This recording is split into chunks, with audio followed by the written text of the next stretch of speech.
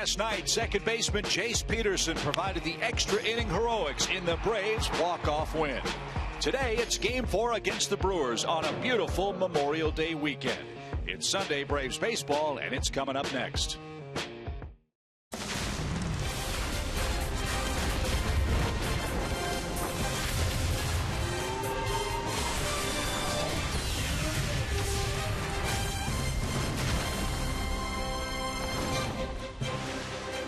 Happy Memorial Day weekend from Turner Field in Atlanta, Georgia. The Stars and Stripes are out forever, and so is a big crowd here at Turner Field for the Braves and Brewers wrap up this four-game series. A chance for Atlanta to take 3 out of 4 and get above 500 for the first time since late April. Hi again, friends. Chip and Joe. Happy Sunday to you. Hope you're celebrating and remembering the sacrifices made by the men and women of our military on this Memorial Day. And Joe, what a great ball game for Atlanta yesterday. A 3-2 win in 11 innings, and the Braves are playing like, well, frankly, we thought they would. Yeah, and a lot to like about yesterday's ball game. They came from behind to tie it up in the middle innings, and then, of course, won it in extra innings. But recently, the Braves' numbers look like what we thought we would see at the beginning of the year. Good pitching, solid bullpen work. Look at what they've done in the bullpen over the last 9 games, a 2.08 ERA. And an offense that's scoring almost 4 runs a game over this 9-game stretch, doing enough to win. They're not hitting any homers, but they got 21 doubles over that stretch, and those were key yesterday. And Mike Foltynewicz, the man on the mound for the Braves, will try to make it 7-3 for the Braves in the last 10 games. And he'll face Jimmy Nelson coming off a great start last time out against the Tigers. The Braves and Brewers wrap things up on a beautiful day in Atlanta. Lineups and first pitch coming right up. Atlanta Braves baseball is presented by Academy Sports and Outdoors. Right stuff, low price, every day.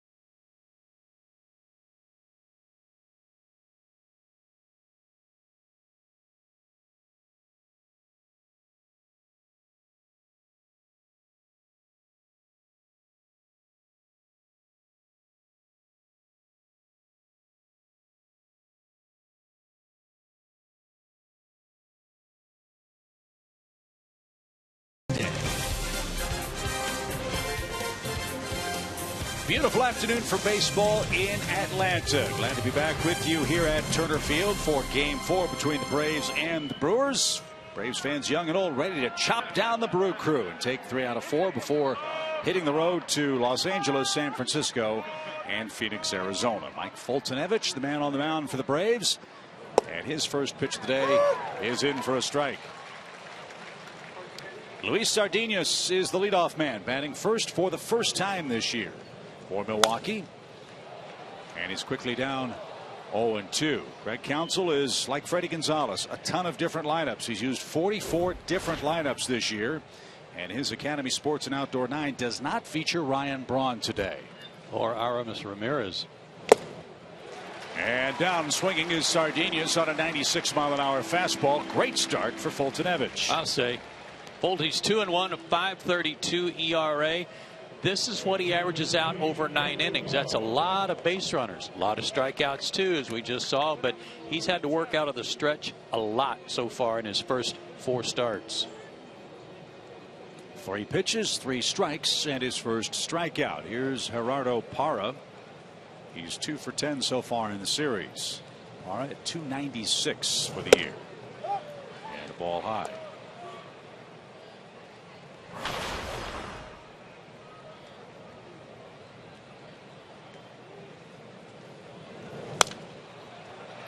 His 4 keys to pitching success today. Well, we talk a lot about deep counts, right? Hitters working the pitcher and going into deep counts. How about shallow? Let's go shallow counts. He already struck out a batter on 3 pitches. He's thrown 5 pitches so far, only 1 ball. And left-handed hitters, 391 average. There's 4 of them in the lineup today. Parra's the first hard hit ball to center. Maben back. He's got room at the edge of the warning track. 2 out. And here's a look at Braves defensive lineup. Boy, they played great D in the late innings and extra innings last night. Everybody in baseball is still buzzing about the play Andrelton Simmons made to pick off a runner after a hit at first base. That was a huge play in the ball game. Pedro Siriaco in there again at third in the series wrap up. Here's Carlos Gomez, the Brewers center fielder. Normally their leadoff man, but with Braun and Ramirez out of the lineup, Gomez moves into an RBI position. 4 homers, 18 knocked in.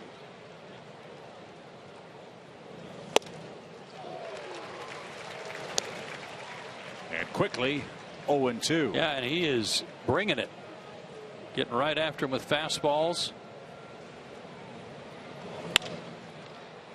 That was a late swing, funny swing on a 98-mile-an-hour heater. I'd say he's feeling pretty good here in this day game heat. 79 degrees. It's not scorching. Beautiful day.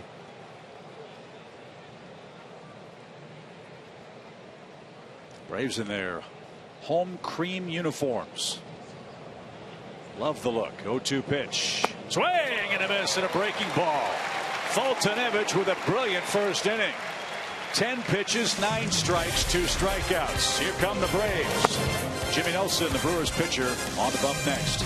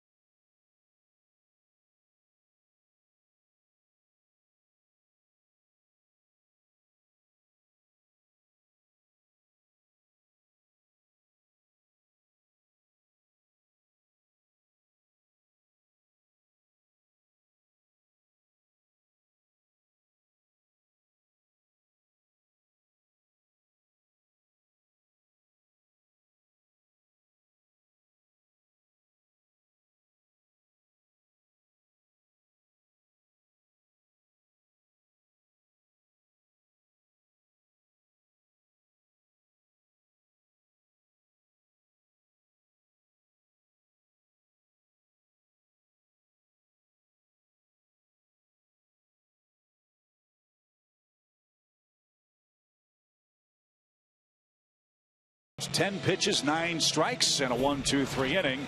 And now the Braves come a-calling at 21-21. Here's how Freddie lines them up. His Academy starting 9 features Todd Cunningham in left, A.J. Brzezinski back in harness behind the plate, and of course, Joe, last night's hitting hero Jace Peterson leading off.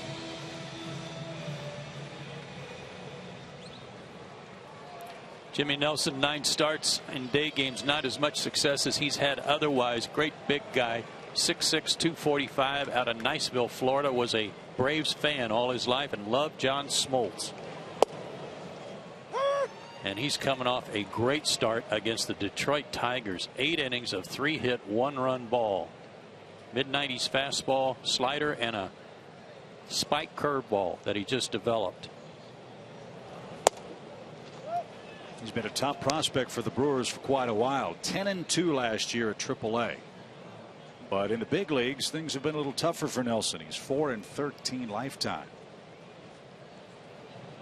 Jace Peterson leads off with a .264 average. And that missed low, ball 2. Great celebration yesterday for Jace and his teammates to win that ball game. And there's a lot to celebrate when something like that happens. Your first walk-off hit, all the hard work you put in all your life to get to the big leagues and do something like that to help your team win a game. That's a big deal. That one taken for a strike. It's 2-2. Yeah, I think Jace was asked after the game, what were you most happy about? Your first homer being a grand slam or the walk-off hit? And he said, well, they were both pretty awesome. And he's right, they were. Grand slam down in Miami, the hit here yesterday. And now he's worked a full count. He seems, Joe, very comfortable in that leadoff spot for the Braves. I think because of some success getting on base, which is the job of a leadoff man. I think he's enjoying it. He's done a good job. Plus, he's hitting really well at Turner Field. It's just a point under 300 at home.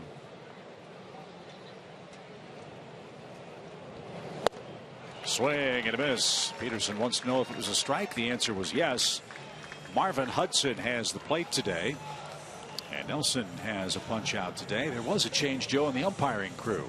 Yeah, Chad Fairchild is, I guess, on vacation leave. So Jim Joyce was behind the plate yesterday. He'll be at second today. And Tom Woodring is at third base.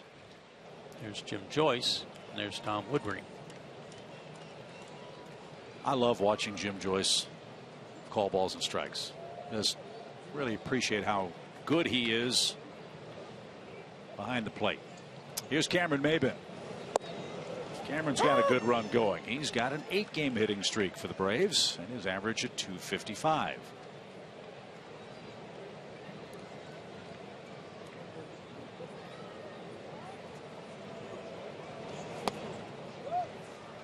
And his good work in the month of May is our Georgia Lottery hitting the jackpot feature. .357 average, extra base hits, a lot of runs scored, 3 swipes. He's doing it all, playing great defense too.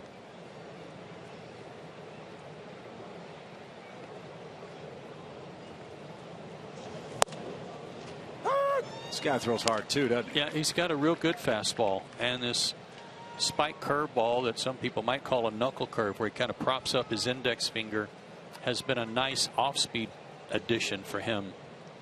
This guy was the PCL pitcher of the year last year and was only there half the year. It was 10-2. That led the league, the 10 wins. 1.46 ERA. That was tops in the league. 114 strikeouts in 111 innings. Strikeouts were highest in the PCL.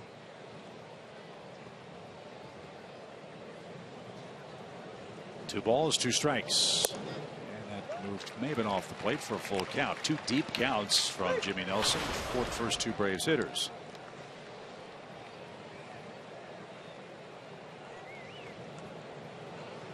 Cameron, 3 hits, 3 RBIs against Milwaukee.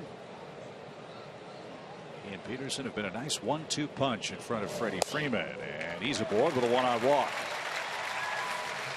19 walks for Nelson in 51 innings now, and here's the rest of their defensive alignment. Brewers have had trouble catching the ball with great consistency this year. Chris Davis, man, really without a position. They stick him in left today. Gomez, a good center fielder. Parra, Gold Glover in right. Lind and Herrera at the corners, as Joe mentioned. No Braun, no Ramirez. Sardinius and Gomez, a young double play combo, and Martin Maldonado's behind the plate. This guy's numbers indicate that if you don't get him early, you don't get him. He's been pitching deep into ball games. In fact, 6 out of his 8 starts, he's pitched into the 7th inning. Early in the game, a high batting average against him, and after about the 15th or 20th pitch, his batting average against goes to 199.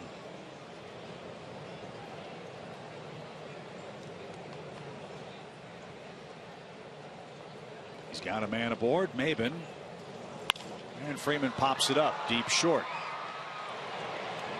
Lifting out is Sardinius, and Davis comes on and makes the play. I'm not sure if Sardinius really saw that ball. So Davis, a nice job to bail out his shortstop. Freeman pops out on the first pitch. Maben at first for Markakis, now 2 out. Yeah, never was Sardinius ever as happy to see Chris Nelson as he just now was.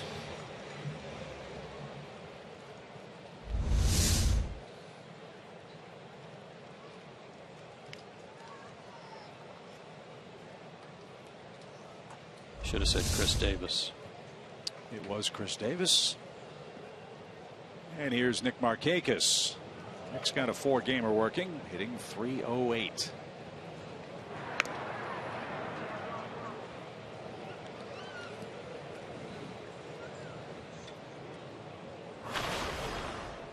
No homers, 12 RBIs for the Braves right fielder. He's got a 5-for-11 series working.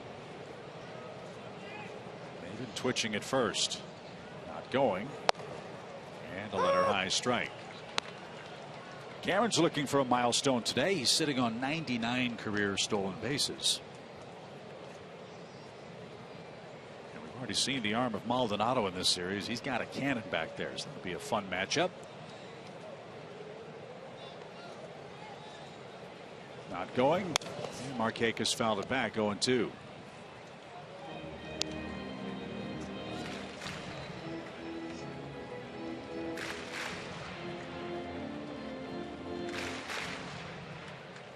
Great percentage too, at almost 80%.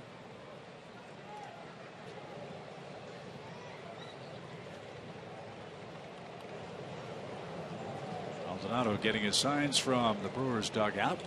And now the 0-2 pitch. And Nick took that away. 1 ball, 2 strikes. Braves had 33,000 plus here yesterday.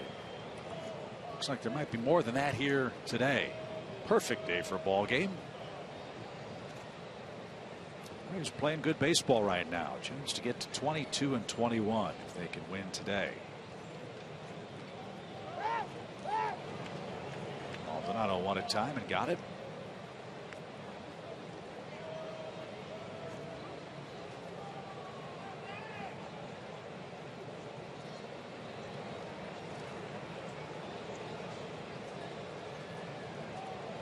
Runner goes. The pitch high. Maldonado's throw is right on the money. So Markakis will get a new set of strikes when we go to the 2nd inning as Maben's thrown out trying to steal, and we're scoreless after 1.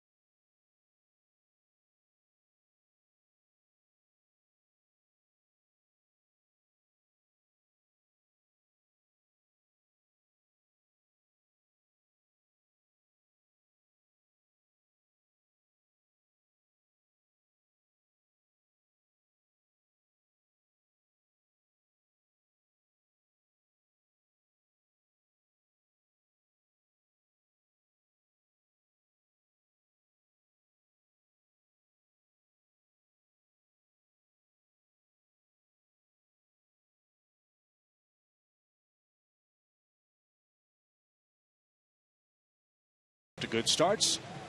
No score at Turner Field. Trivia time as well. Our trivia question brought to you by AT Universe. Which current Braves coaches played for the Milwaukee Brewers? I know one. Yep. I know two. Got it. You want to go ahead and answer it then? They want us to. Kevin Seitzer. Yep. Eddie Perez.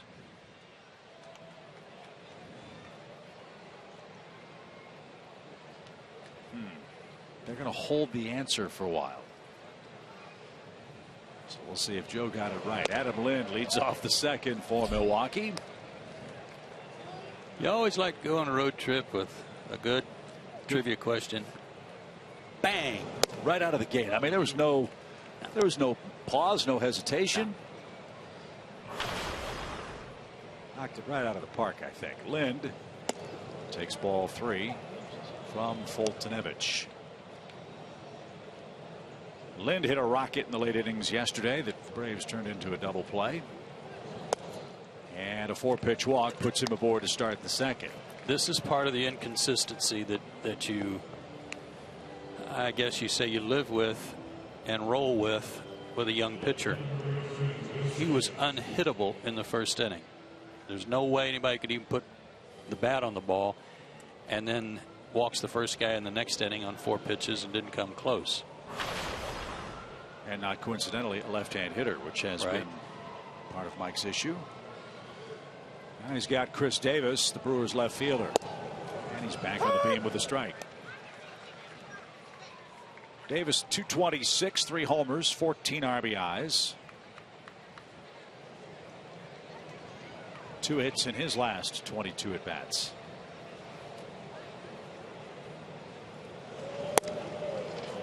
Another perfect pitch. There's so much to like about Mike and the things he brings to the team, to the table with his great arm. But I don't know how much better he would get in the minor leagues. Right up the pipe. Peterson drifts out. Maben calls him off, and Cameron takes over and takes care of Davis on an 0-2 pitch. There's been a lot of seasons where Mike probably wouldn't be allowed to pitch, and I say allowed, he wouldn't be in the rotation here with the Braves. This year is one of those years where he's got an opportunity, and he can kind of learn on the job a lot of things. He already knows a lot about pitching, but maybe not the art of pitching, and he'll get better at that at this level. I love the idea. Personally, I'd rather see a young guy hopefully figure it out up here than wonder year after year, watching him dominate at AAA, to see if they can make the adjustments you're talking about. Well, he just showed you one he's already made. Slide step. That was something he had to improve on, his speed to the plate to keep runners from just stealing him blind. Lind a short lead at first. Herrera the batter, and takes outside, even count. And also the fact that if you're on if this is a ball club that you expect to win, that's contending for a title, maybe a world championship, there may not be room to let him grow at this level. You can't give certain games away or concede certain games saying he's in a learning process and we'll live with it. Well, a different type ball club may not have that luxury. Or if they do have the luxury, maybe as your 6th or 7th starter, yes. Long man in your bullpen. Exactly. But the Braves, as you see, Herrera flail and miss. He was overmatched. That's 3 strikeouts. The Braves don't envision at this point Foltynewicz being a relief pitcher. They love his makeup. They love this. And they think he can be a dominant power pitcher at the top of a rotation once all these things click for him. There are a lot of scouts that think that it's kind of mixed on would he be better in the bullpen or as a starter. But I say why not find out first if he can start. And at this stage of his career, to use your term, the inconsistencies, I don't know if he can pitch him in the bullpen. Too many hits, too many walks, but yes, plenty of power pitching. It's a great opportunity for him. Yeah. This is Hector Gomez, and He's just pumping 95-mile-an-hour fastballs right by the Brew Crew right now. Well, and he's got AT back there today too. So like the first pitch here to Gomez, he didn't just rear back and fog one. He threw a breaking ball to start him and got him to swing in it and look bad.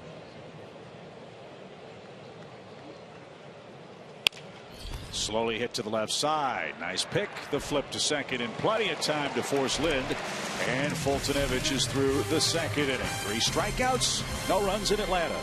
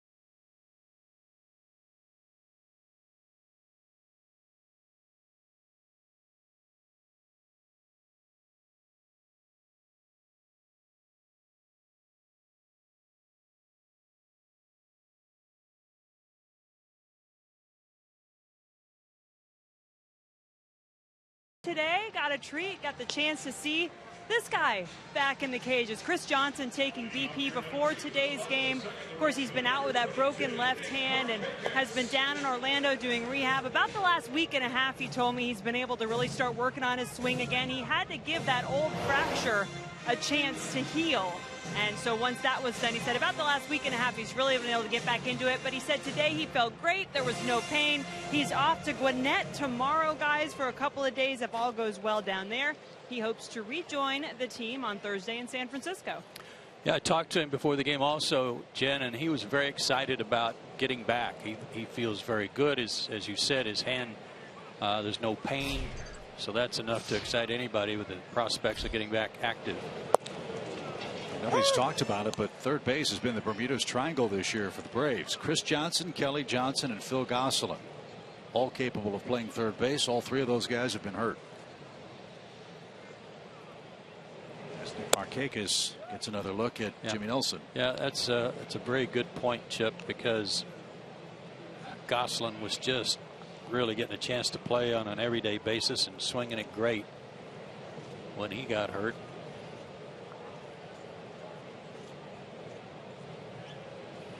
I asked Freddie about Kelly Johnson because we never really got a severity of the oblique problem. I don't know how you grade them, but Freddie said it was apparently a pretty bad one. He's talked with Kelly, and from his understanding, Kelly says he's feeling better. But if he laughs, if he coughs, if he moves the wrong way, it still grabs on him. And so Kelly Johnson's still a ways away with regards to his oblique problem. And those usually are tough injuries to get past. And isn't it interesting that all 3 of those guys got hurt and didn't get hit by a pitch?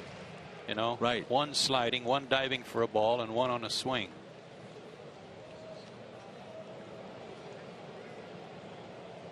One-two pitch for Markakis. And golf toward first. Lind gave ground. Tricky hop. Nelson got to the bag. Good play. Almost had to take that one out of Chris Siegel's umpire shirt. Chris was trying to make sure he stayed in there to call it fair or foul. And right there where Lind caught the ball. We've had enough umpires hit by batted balls for 1 year, don't you think? Mm-hmm. How about Andrelton yesterday? Tough break. You know, rocket down the third base line at Chad Fairchild. Might have ended the game right there. Maybe that's why Chad's not here today. You know, maybe he got hurt. That's a good point. This is Todd Cunningham, and he lines one the other way down the left field line. Davis over quickly. Cunningham on his way to second, but the game's first hit, a 1-out double.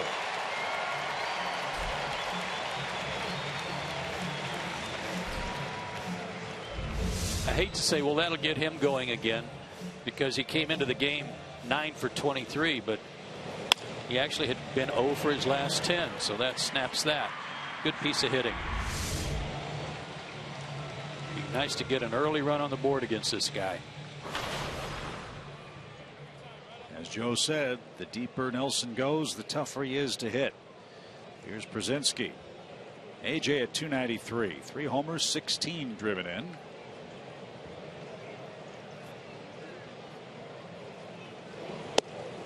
And took a high breaking ball. 1 ball, no strikes.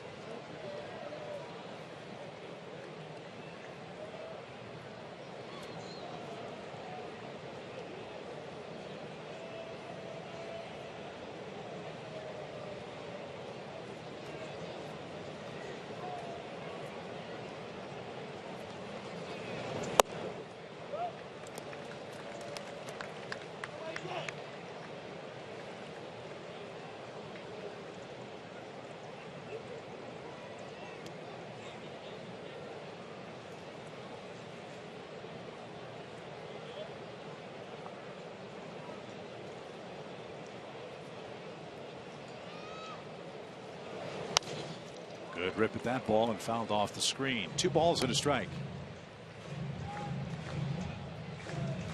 Headed to LA after the game. AJ Brzezinski hopes to scratch Dodger Stadium off his homer list. Dodger Stadium, one of the parks that he has yet to hit a big fly. So we'll have 3 cracks at the Dodgers Monday, Tuesday, and Wednesday. 2-1 pitch. Way high. Snap throw back to second, and nice play by Cedinus to keep that on the infield. Last inning, when Maldonado threw out Maben, he got a good pitch to throw on. It was a high fastball, but as impressed as I was with his arm and his throw, was how quickly he got rid of that thing, like a middle infielder.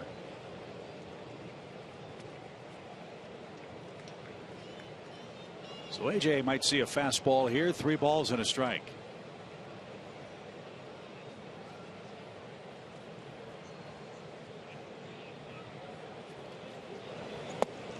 He didn't. That's that knuckle curve, spike curve. Did Don throw his that way? Did Don have a? He did. He had his index finger spiked up on top of it. You can see it there in his grip. And it works with that kind of break on it and that kind of tilt. With that speed, it's also actually a changeup for him, and beautiful. Little broken bat number past the mound. Catcher running. Throw to first in time. And Brzezinski screaming in his helmet as he is out by a step at first base. Cunningham unable to advance. And now there are 2 men down.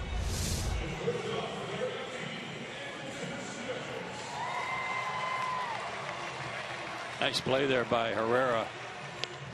Made it look easy. And AJ having a chat with his helmet.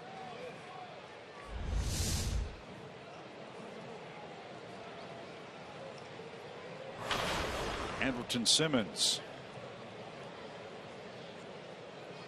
17 RBIs for the year, but 19 runs scored in the month of May.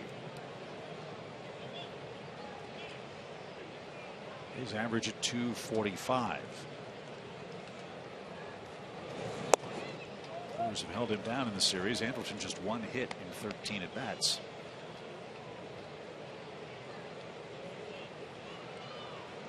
Seven for his last 49. So after a nice run hitting second with that 7 for 49 stretch, Simmons batting down in the lineup. Let's see if he can provide a 2-out hit. He's done an excellent job of hitting with runners in scoring position and 2 outs all year. 285 as a team. That pitch by Nelson a good pitcher's pitch in that he keeps him honest on the right side. So if he does throw that breaking ball, it's hard to lean out over the plate.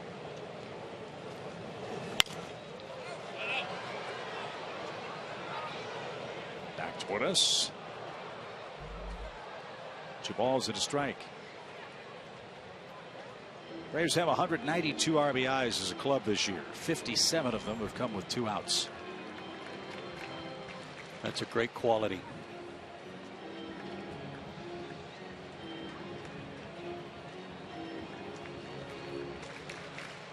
Andrelton Simmons.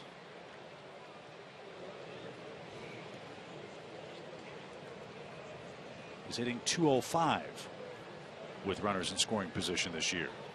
We'll try to improve upon that with 2 outs. And it's high, ball 3. Pedro Ciriaco, the 8th place hitter, waits next. That was his slider. It's a hard slider that it's in the mid to upper 80s. The breaking ball is more in the 82, 83 mile an hour range. And the fastball, as you've seen, has been low to mid 90s. They threw a breaking ball to Przinsky on a 3-1 count. And that was a fastball up and away to Simmons, and Nelson has 2 on for Ciriaco. Second walk in as many innings. And here's Pedro. He's knocked in 3 runs.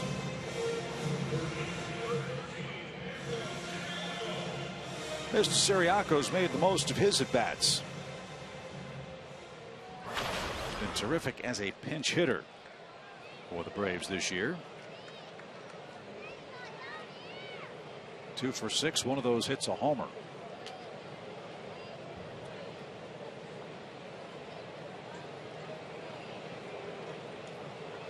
I beg your pardon, that's incorrect. Ciriaco 2 for 7 with 2 RBIs as a pinch hitter. Homer was for Callaspo. My apologies.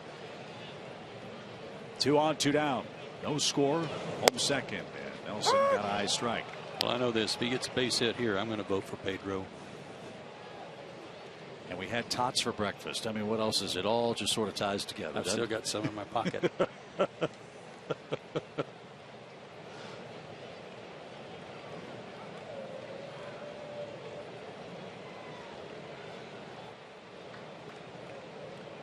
No balls at a strike. Up and in. He's obviously either not afraid to pitch inside or he can't help himself from pitching inside. He's having a hard time right now getting the ball down. His fastball's got a lot of life to it, but he's having a hard time calibrating it down in the zone some. But this may be in keeping with what we know of him struggling first couple of innings, and if he gets by that, watch out. Bounding ball toward third. Tricky hop, and the peg to second is in time, and that'll retire the side. Braves threaten, can't score in the second. We go to the third.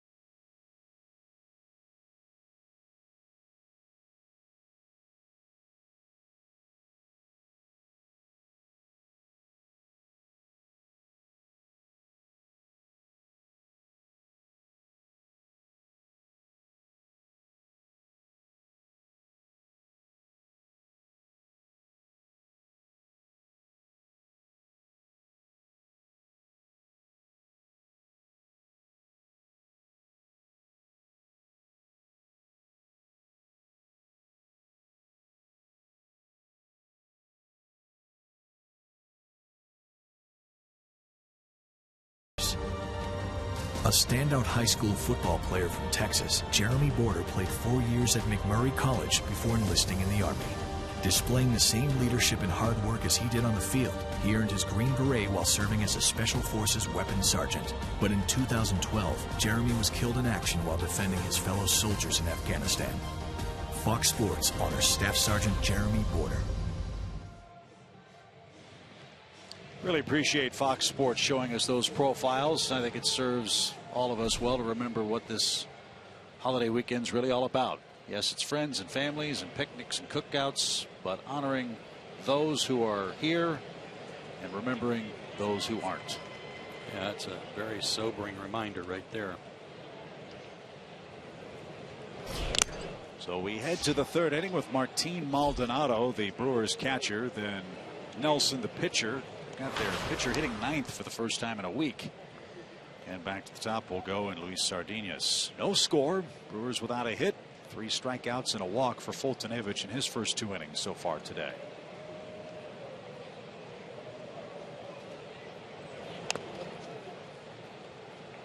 They haven't been able to hit the fastball, so why not try a bunt? Yeah, you might see a lot of right-handers trying that, even those that can't run. Brewers without Jonathan Lucroy. He's been missed. So Maldonado, their regular catcher, until Jonathan comes back from a broken toe.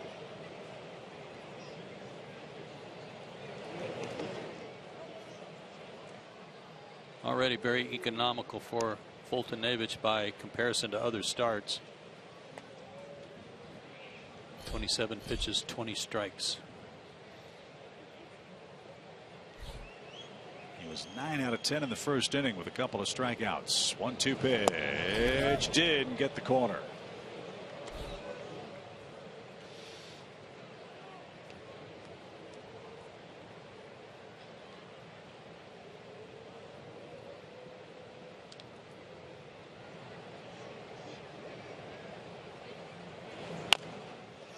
A little nubber toward first and right at the bag. Freddie Freeman's able to make the play. Well, we have seen a ton of late swings from the Brewers right-handed batters already today. Trying to pull it right out of Brzezinski's glove.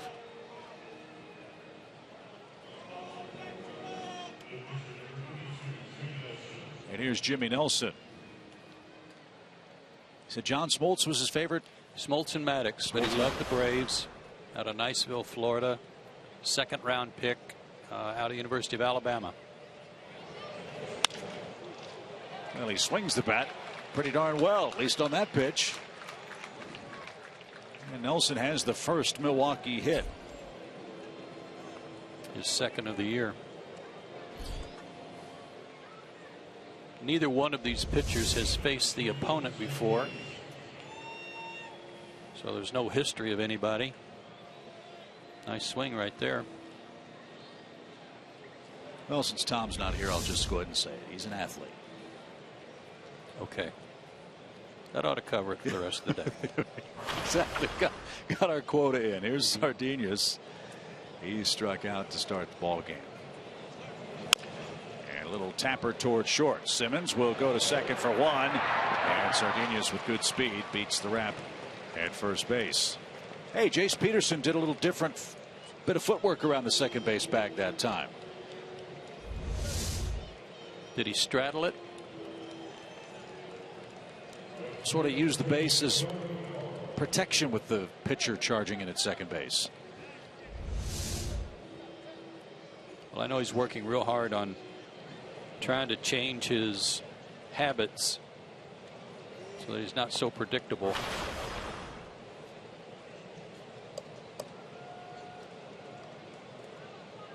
So the Braves get the leading runner. That'll bring up Gerardo Parra. Parra has the hardest hit ball of the day for the Brewers. A fly ball to deep center. And Mike hits the glove of Brzezinski. Strike 1.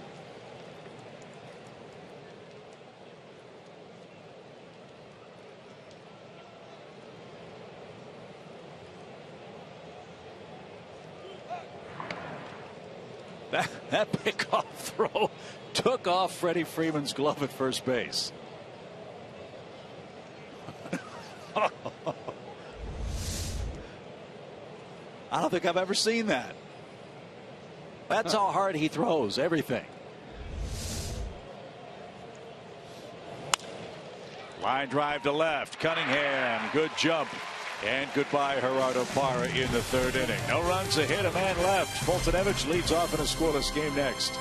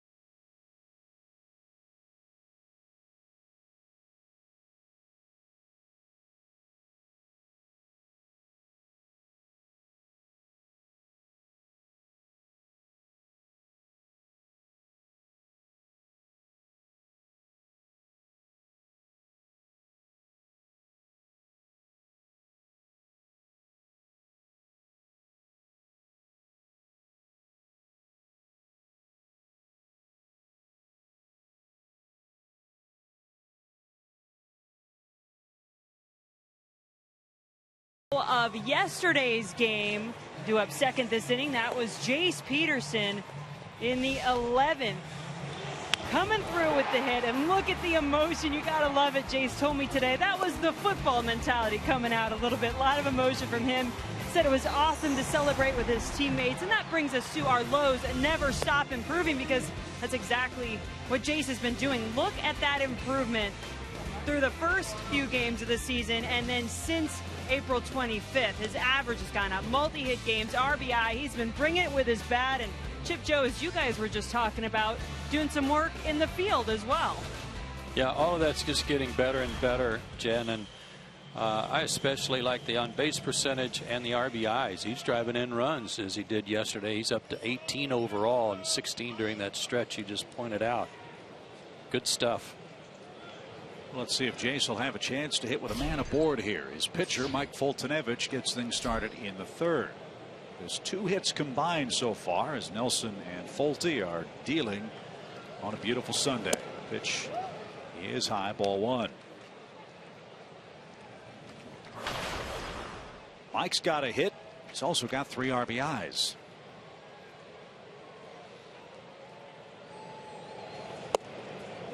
Nelson missed inside, ball 2.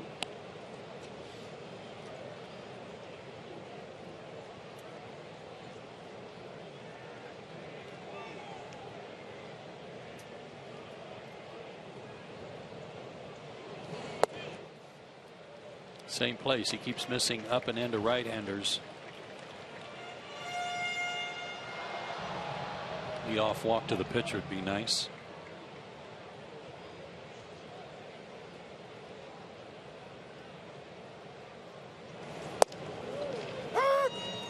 Three and 1.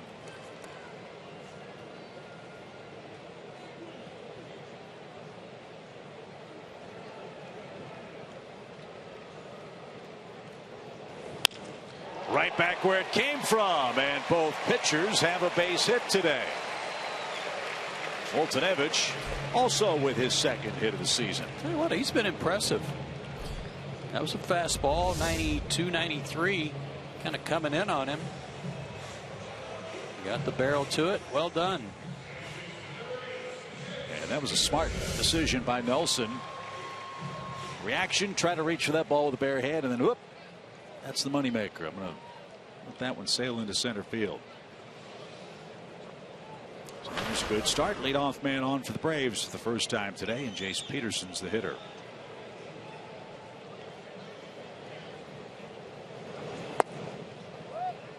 Ball one. More pitches out of the strike zone than in the strike zone for Nelson so far.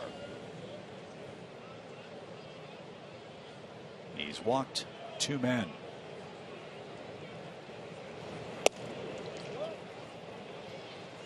And now a visit from Maldonado. There are several similarities between Nelson and Foltynewicz, some of which are he had a great year last year in AAA. What was there left for him to do? He got called up and went 2-9 for the Brewers last year, and they suffered through some learning curve with him too, an ERA just under 5, but they knew there was no way he was going to get better going back to Nashville, or in this case this year Colorado Springs. So here he is, and he's improving, he's learning, he's getting better, and a veteran catcher out there to try to help him out along the way. I don't know if you'd agree with this or not, but the learning curve for a pitcher I think takes so much longer as opposed to, say, a Jace Peterson. Remember when he started, first couple of weeks, Jace was struggling to keep his average in the 140s, 150s, but he plays every day. Right. A starting pitcher gets the ball and then has to wait 4 days to go out every 5th day to try to improve from start to start. Yeah, or find out if the work he put in the bullpen on a side session is going to pay dividends.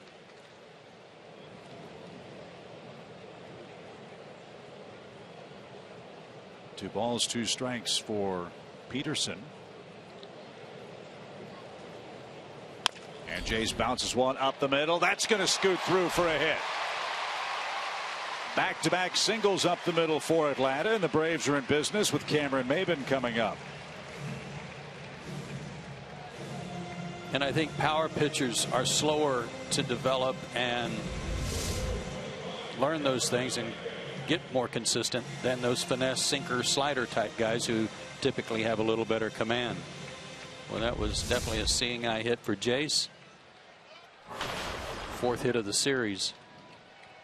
And that brings up Cameron Maybin, who walked in the opening inning. You have to know too about the character and the backbone of that major league pitcher too when you put him in a situation like the one Nelson is in, and Foltynewicz. Broken bat, bouncer toward third. There's one. Long throw to first is in time, a double play.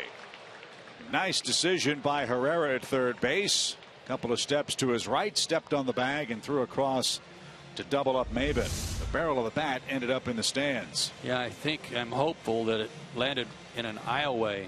I think it might have. Smart play by Herrera.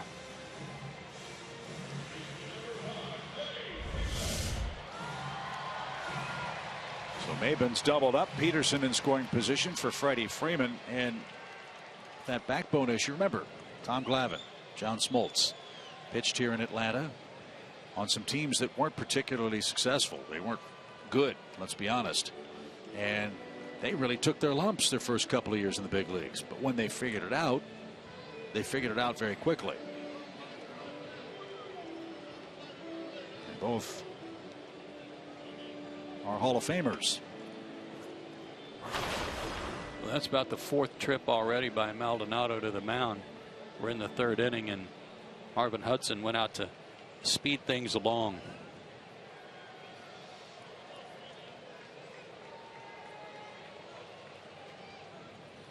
Freddie swung at the first pitch and popped out in the Atlanta first, and took that one high for a ball. Which is where Maldonado wanted it. High target.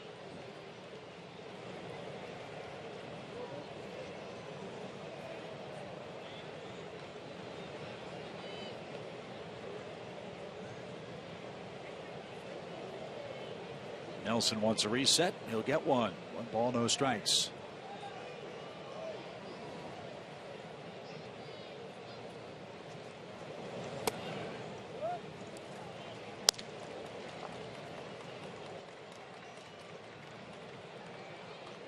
Freddie's been productive with men at scoring position and 2 outs, a .353 average. He's knocked in 5 of his 22 runs in that situation. That's what he's got here. And they're pitching him very carefully. Ball 3. Now let's see if they can go ahead and put him on. They will. Pick your poison. You want Freeman or you want Markakis? Markakis has been a terrific contact hitter for Atlanta. Let's see how this works out. Intentional walk.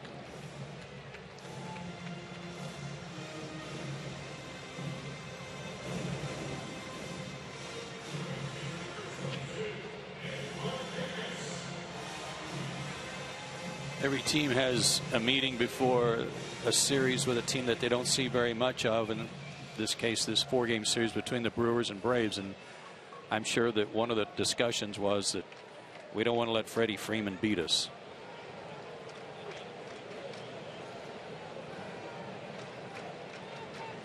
Well, you know, that's going to fire up Nick Markakis. Let's see if he can do something about it. And strike 1 on a foul ball behind the plate. Hector Gomez really plays Nick as a pull hitter at second base. He's got a lot of territory up the middle if he can go just to the left of Jimmy Nelson. Opposite field in the outfield. Got good arms in the outfield all around. Parra probably has the best of the 3. He's in right.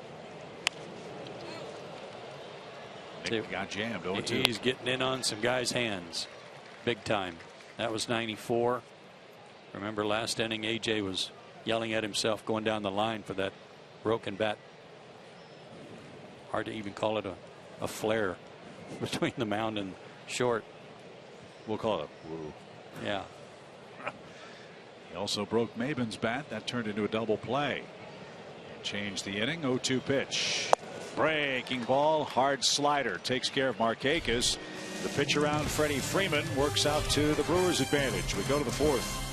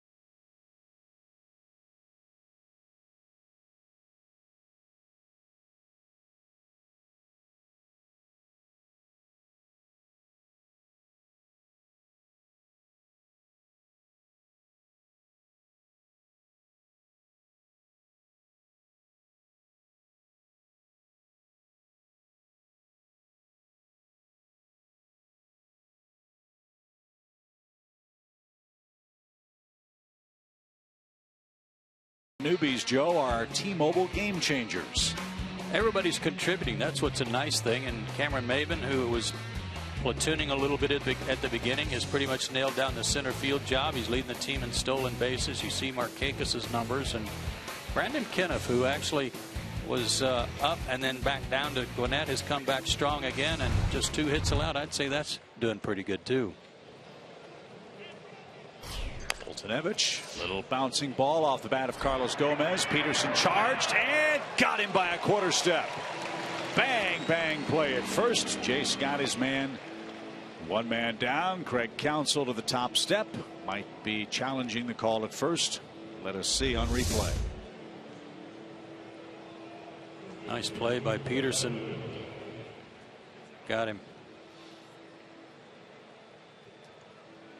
And that's what Craig Counsell is told, so no challenge. Good call.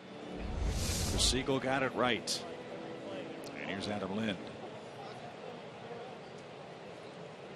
Lind walked and was forced out at second in the second for Milwaukee. And he takes a strike.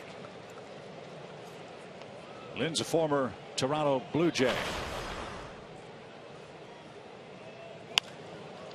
This one's popped up left side. Siriaco says he's got it. He does. And there's the second out. Speaking of newbies, a couple of young Braves fans are watching the ball game today. Poppy and Tristan Webster with their mom and dad, McCall and Sean Webster. Big birthday party with the grandparents Fredo and C. Mastroianni. Spoiling them rotten today up in Alpharetta. So happy birthday to them.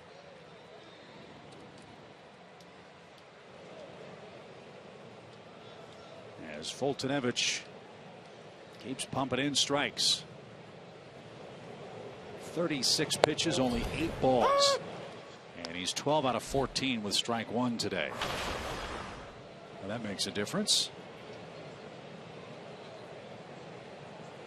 He's ahead of Chris Davis. One little outside, even count. Milwaukee heads home. They've got the Giants next. Giants made news a few moments ago. They've designated Casey McGee for assignment. Is that right? He's trying to replace Pablo Sandoval at third base. Hasn't worked out. The Giants are hoping he'll go to AAA and try to work his way back to the big leagues. But looks like Casey McGee won't be facing the Braves when we head to San Francisco after our Dodgers series next weekend. 2-2 the count.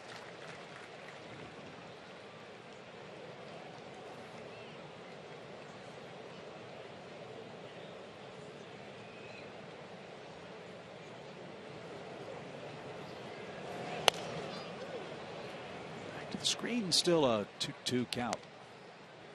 Marlins finally won a ball game. They beat Baltimore in extra innings last night.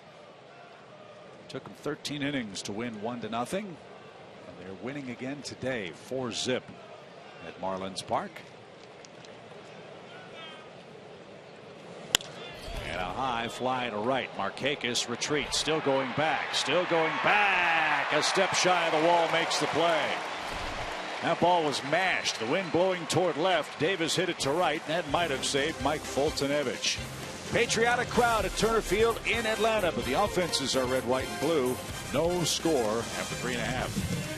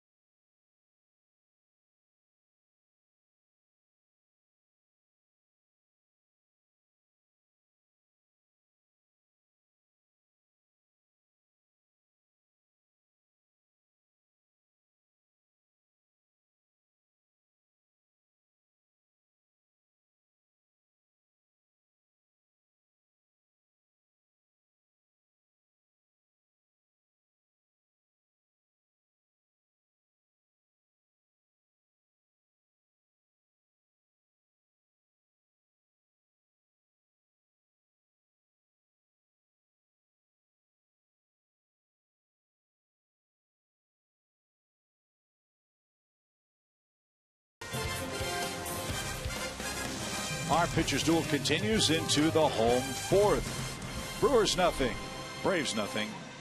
This is game 4 of the series. Braves had a promising inning brewing last time up, first and second with nobody out, but Jimmy Nelson broke Maben's bat. He hit into a double play, and then Nick Markakis struck out after Freddie Freeman was intentionally walked. Todd Cunningham starts it off. Todd doubled with one out his first time up. He showed bunt and took low. 1 ball, no strikes.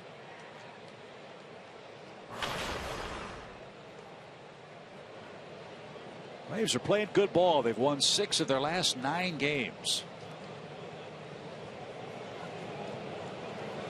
Offense is scoring about 4 runs a game in that stretch.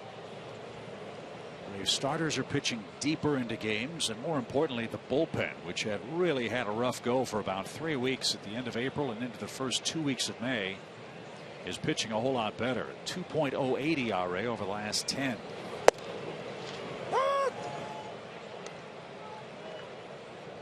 Nick Massett has deepened the bullpen. Luis Avilan's gotten some big double plays already in the first 2 months.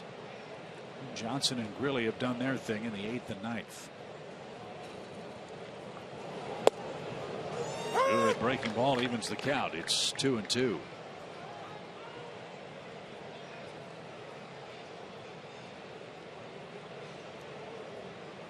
Cunningham, Przinsky, and Andrelton Simmons in the Braves' 4th.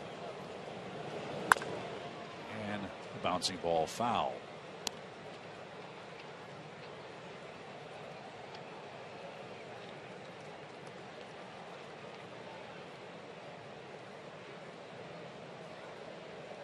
Todd snapped an 0 for 10 with his 1-out 2-base hit. And he got jammed on a pop up to short. Boy, Nelson's really getting the ball in on the Braves hitter's knuckles. Good start to his 4th inning. 1 man down. Fans follow the Braves all year long with MLB.com at bat, the #1 app for live baseball. At bat is up to the moment at any moment with in-game highlights, live look-ins, replay reviews, radio broadcasts, StatCast, and more. Get MLB.com at bat for your smartphone or tablet.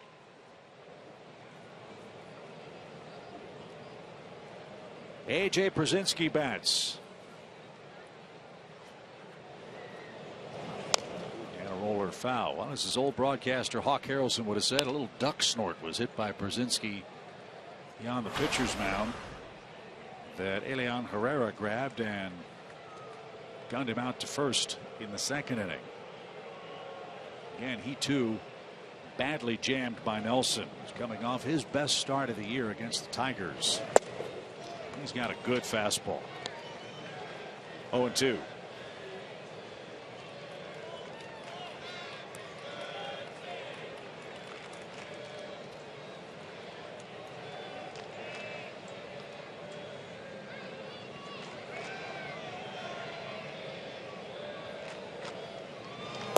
Swing and a miss. There's that breaking ball that took care of Przinsky. And quickly, 2 men are out in the 4th inning. We'll be headed to Hartsfield-Jackson International Airport after the game, where our pal Mac Honey is busy making the burgers, peanut butter sandwiches, and pouring the ice into all the red Solo cups for our trip to Los Angeles. And our friends at Delta do such a great job getting us from city to city. Thanks for that. See Mac in a couple hours, hopefully with smiles on our faces after polishing off the Brewers. Here's Simmons, 2 out.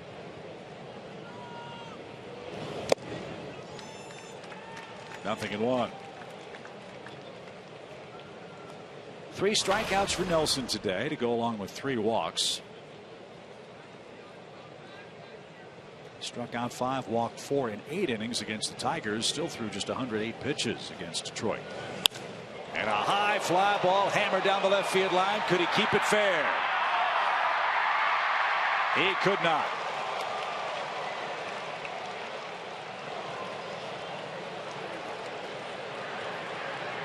Right size, wrong shape. About 15 feet foul, but very well hit.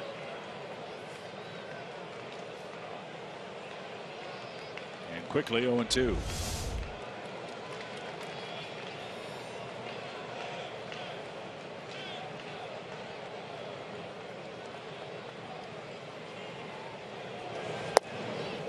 Good idea. Nelson just missed.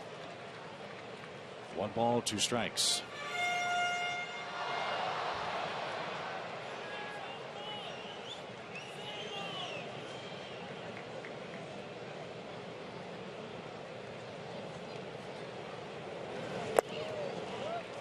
and skipped up there. It's 2-2. Cunningham popped to short to start the inning. Brzezinski struck out. And after narrowly missing a solo homer, Simmons now has a 2-2 count coming.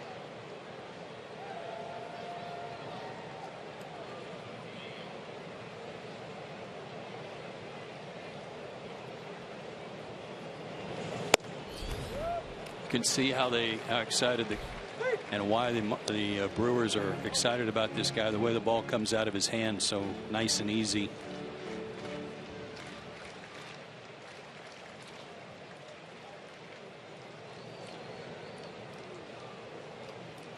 Deep count for Simmons.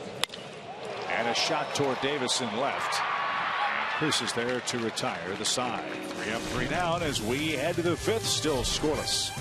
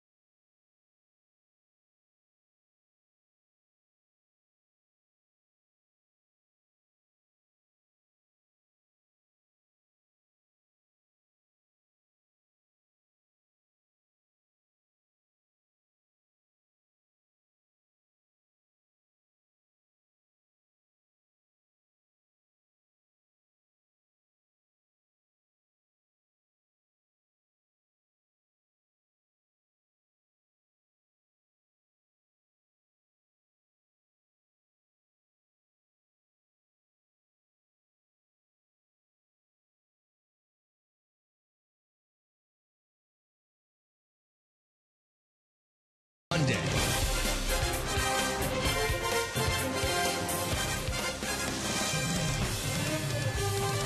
That's a beautiful looking ride. Forward flying to Los Angeles. I'd consider borrowing the keys to that Genesis and making the trip via car.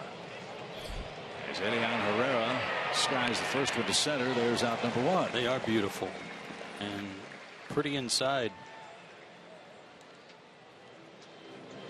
Can't be more impressed with Mike Foltynewicz today.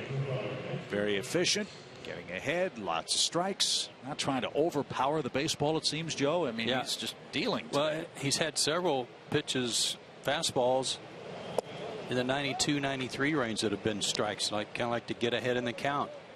And he's handled the lefties too. He's given up only 1 hit through 4 innings. Hector Gomez sprays one out of play for a strike.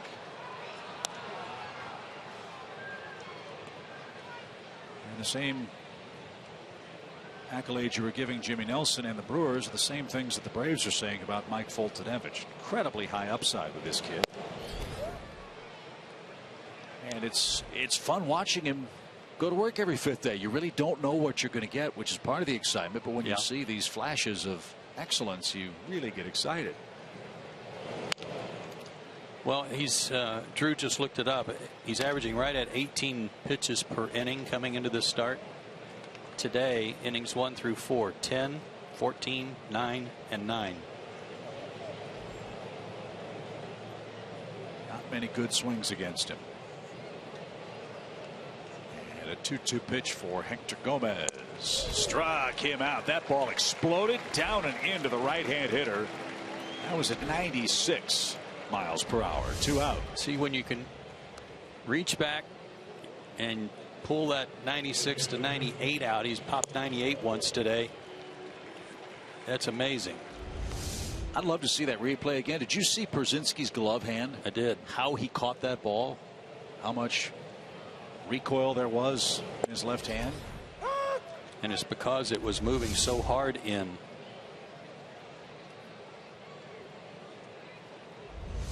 A lot of force.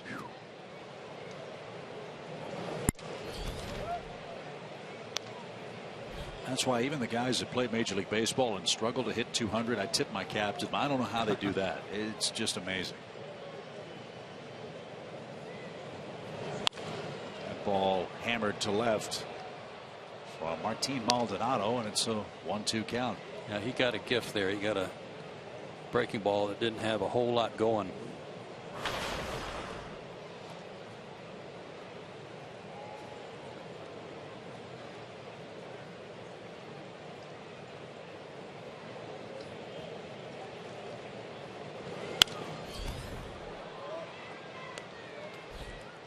We'll do it again. A ball and 2 strikes. Brewers are without 3 of their really important players. Jonathan Lucroy, Gene Segura, the shortstop, and Scooter Gennett. Gennett's down to AAA. Segura's got a finger problem, and Lucroy out with a broken toe. And 2 starters not in the lineup today. One of the hottest hitters on the planet, Ryan Braun, for some reason. I can't believe Braun would sit today, as hot as he is. And Ramirez. That's downstairs. 2 balls, 2 strikes. Yeah, I think Braun and Bryce Harper, at least in my opinion, have to be neck and neck for Player of the Month in the National League in May. Right. But Hunter Pence is making a charge for the Giants. He's back, and a swing and a miss. 5 strikeouts for Foltynewicz. He'll start the 6th inning with the pitcher. He's due second. Braves and Brewers still looking for our first run today.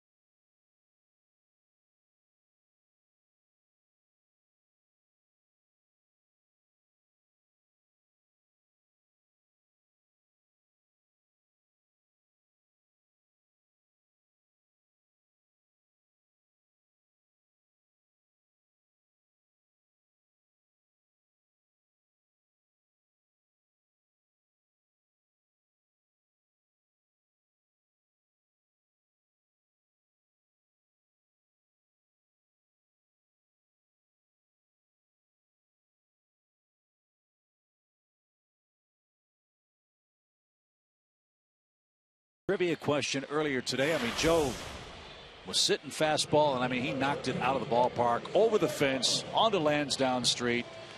Which current Braves coach has played for the Milwaukee Brewers? And you said right in the wheelhouse. I mean, just killed it. Yeah, Seitzer, Perez. 98-mile-an-hour fastball right down the middle, and he belted it. Sometimes you guess right, you know. Well, Kevin's done a nice job, and Eddie always does a nice job.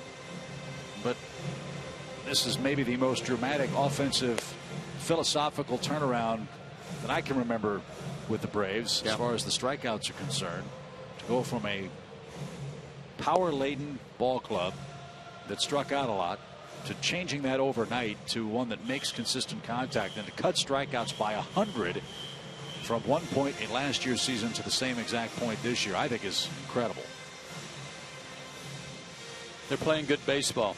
We showed that graphic their last 9 games, how the Pitching has improved, especially in the bullpen. Offense is doing enough to score and win, averaging right at 4 runs a game over the last 9 games. Pedro Ciriaco leads off the 5th.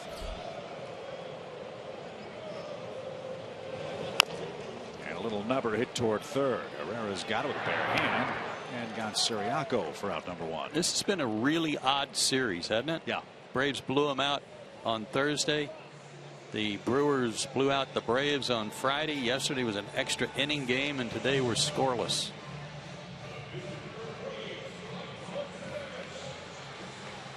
See if Foltynewicz can one-up Nelson in the hit department. Mike Single leading off the 3rd inning for the Braves. A clean hit up the middle. Braves have 3 hits. The Brewers have 1. And that's taken high. You'd have to say after 42 games, the Braves have to be thrilled with what their offense has done as a collective body of work. I know we were all, and as were all the experts around baseball, saying, how in the world are the Braves going to score any runs after trading away Upton and Gaddis and Jason Hayward? Offense, for the most part, hasn't been the problem. Or as big a problem as many feared it would be. And now the pitching's reverting back to the mean. And pitching, as you said, over the last 9-10 games, like we thought they would from the opening bell.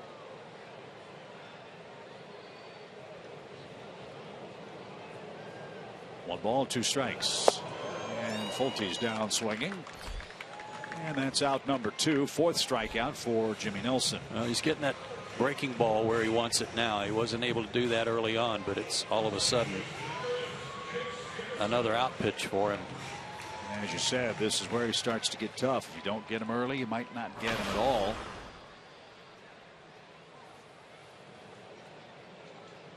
And now Jace Peterson hits. He's singled in his 2nd of 2 trips. There's that hook again. Strike 1.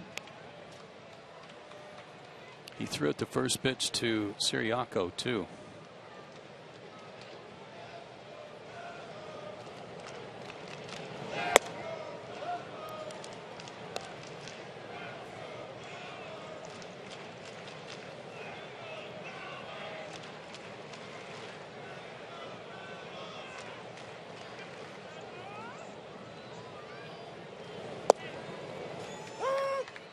He's getting it in. Now he's getting the outside corner. Yeah, he's dropping it where he wants it.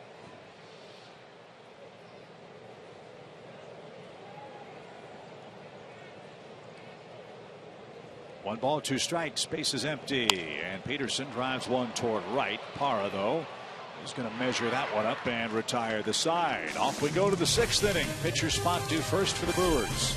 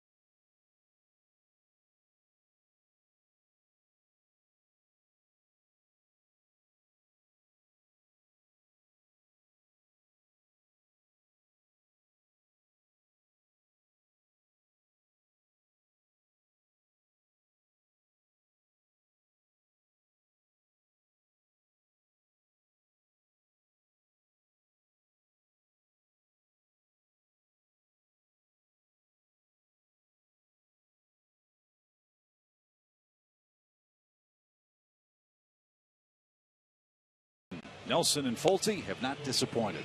No, Nelson left a couple of guys on base in the second and third inning to pitch around that. But for Mike Foltynewicz, he's walked one and he's given up one hit. He walked Lind leading off the second inning and gave up a base hit to the pitcher in the third inning. Those are the only base runners for Milwaukee. Let's see if Mike can get his pitching opponent to start the sixth. He's looked terrific. Just one hit. Powder River over the outside corner. The other thing I like about Mike, he's got sustainable 94, 95, 96 mile an hour heat. Pretty good hook right there. He didn't get the call, but a good pitch.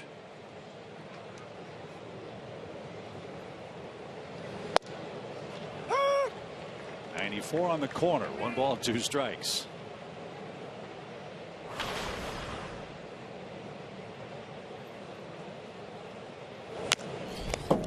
Nelson took that right out of AJ's glove.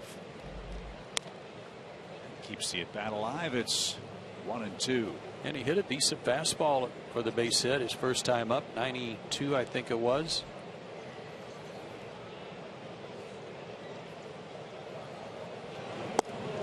How about that pitch?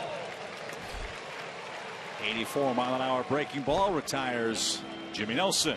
Back to the top of the order. 1 down in the 6th. That's the first called third strike today as well. Everything else had been swinging.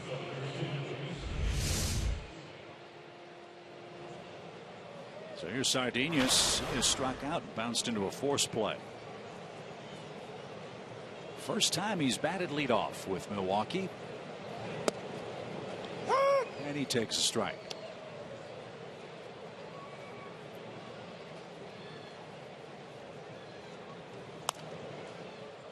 And just like that, it's 0-2. Brewers traded Giovanni Gallardo to Texas. Sardinius came over in the trade. When Gene Segura got hurt, Sardinius got the call up, and he guides one just foul past third. 0-2.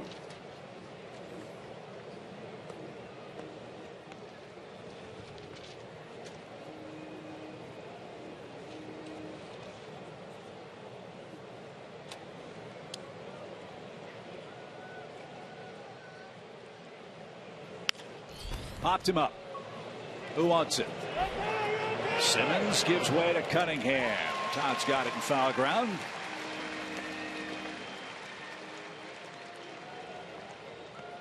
Boy, what an asset to have a guy like Cunningham in left field, knowing that he's kind of a natural center fielder. Can really get good reads. Real good speed. Covers a lot of ground. So beware of Gerardo Parra. He's lined to left and fly to deep center.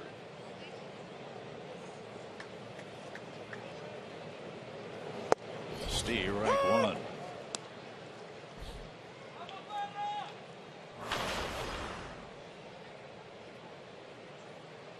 Parra hitting .291 now, and he just picked off Carlos Gomez on a check swing. Not only did he hit him, but Carlos, the bat went in the air and then hit Carlos on the way down. Oh, that's classic. What do they say about paybacks? Yeah. Watch this. Now the bat goes in the air and hit him. You remember, it's like Wile E. Coyote with the anvil, right? Down goes Gomez and down goes Parra. 7 strikeouts as this game heads to the bottom of the 6th inning. Hit it the other way, dude.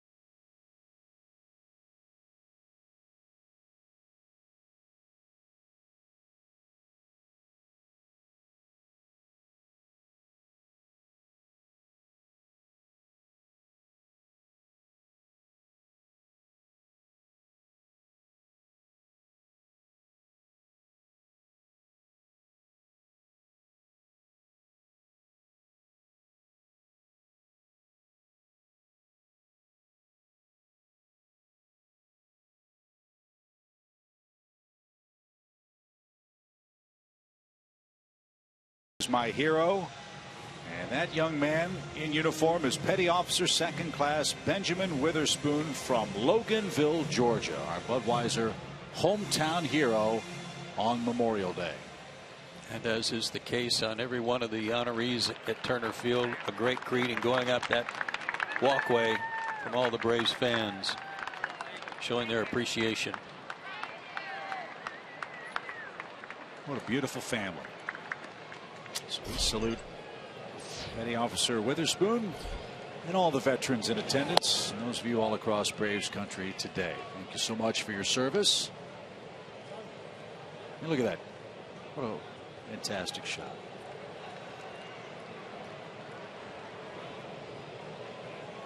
Awesome. Cameron Maybin leads off for the Braves in the 6th. Nelson and Foltynewicz strike after strike today. Yeah, need to get a base runner on of any kind. Maybin reached with a 1-out walk and then was thrown out trying to steal in the opening inning.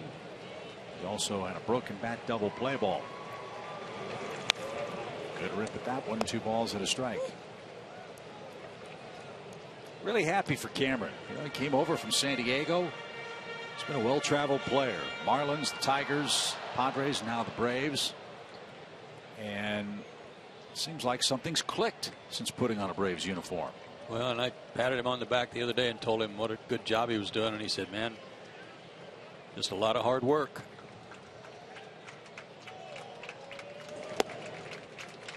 Oh, boy. Not sure about that one. Yeah. Looked a little wide. May have clipped the outside corner. That was the slider. Let's check out the Sherwin-Williams painting the corners. He got a break there.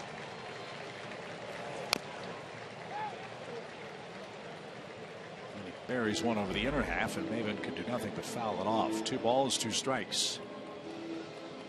Mets and Pirates are tied 1-1. That game's in the 5th inning in Pittsburgh. Mets have had some tough times. What'd you hear about David Wright? No. We've been wondering, when's David Wright going to play again? Remember, he had the back problems, and Terry Collins kept saying, well, he's going to start resuming baseball activities, and then it would get pushed back and pushed back. There's a reason for that. 2 balls, 2 strikes. David Wright's been diagnosed with spinal stenosis, a narrowing of the spinal column at the bottom of his back, and it's caused him some discomfort, shutting him down again for a week, and then hoping that that rest and rehabilitation time will allow him to progress. I know all about that. I'm a lot older than David Wright. He's a young man to have to be battling that already. 2-2 pitch, and that's low. I mean, you talk about, no pun intended, but for a Mets club that's having trouble scoring runs, they were counting on getting David Wright, their team captain, back. Yeah. Doesn't sound like that's going to be happening anytime soon. It was a hamstring to begin with, wasn't Correct. it? But now a bad back for David Wright. A terrible blow for the Mets. They got off to such a great start. As Maybin bounces the ball foul again. Good battle. Jonathan Neese and Francisco Liriano are the pitchers today. Saw Matt Harvey get clobbered yesterday. His worst start for the Mets. Gave up 7 runs in 4 innings, including a couple of long home runs to the Pittsburgh Pirates. Now Maybin digs in with a full count and shoots it into center field. Good at bat for Cameron Maybin. And there's that leadoff man Joe was calling for. 9-game hitting streak for Cameron. Got in on him a little bit, but that's okay. He was covering the plate, making sure he had that breaking ball accounted for. Fastball, not a bad pitch. Fought off straightaway center. Good start to the inning. And that'll bring up Freddie Freeman in time for our Coors Light Cold Hard Facts today. Look at what the Braves have done in critical offensive situations this season. These are great.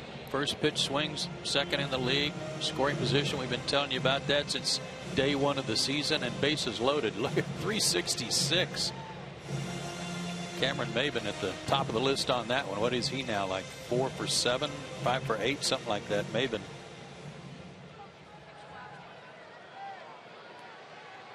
Freddie Freeman loves the first pitch. As you know, he's hitting .364 on the first pitch this year.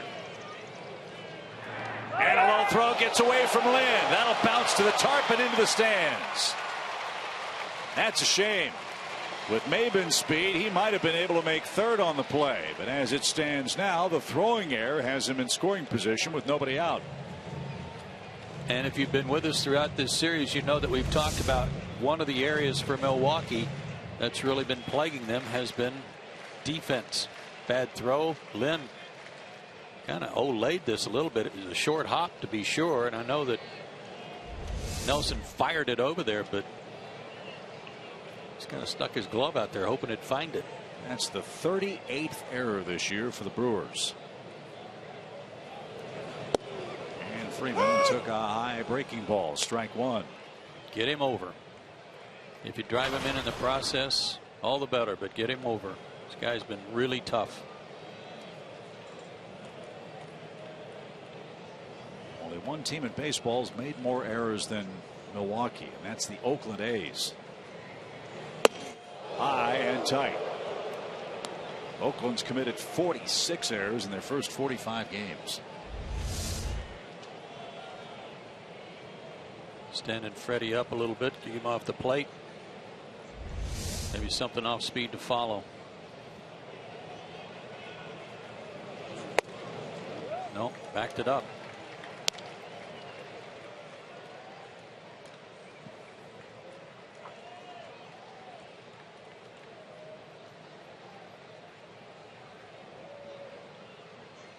Two balls and a strike.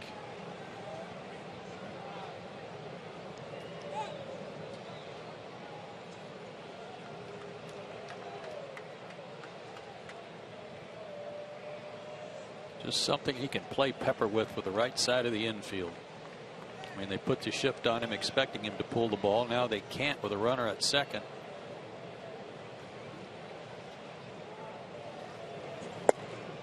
That stayed up and away. 3 balls and a strike.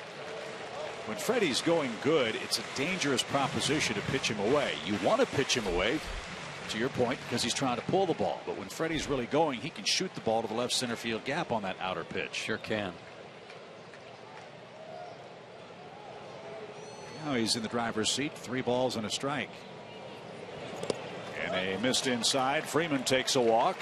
First and second, nobody out. Markakis the batter.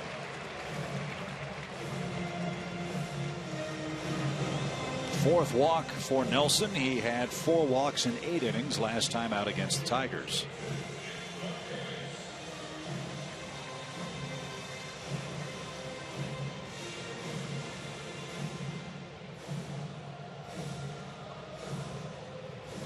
Let's see how the Brewers play it. Let's see what Markakis has in mind.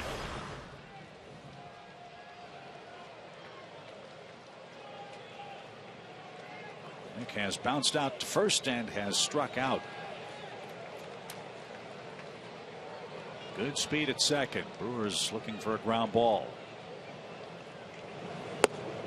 And he missed low, and another visit from Maldonado. Not quite locating that curveball like he did an inning or so ago when Siriaco led off. It was last inning. Got a ground out. Threw a real good one to Jace Peterson on the first pitch. Now all of a sudden with runners on base, he's trying to be a little precise and not quite hitting that spot.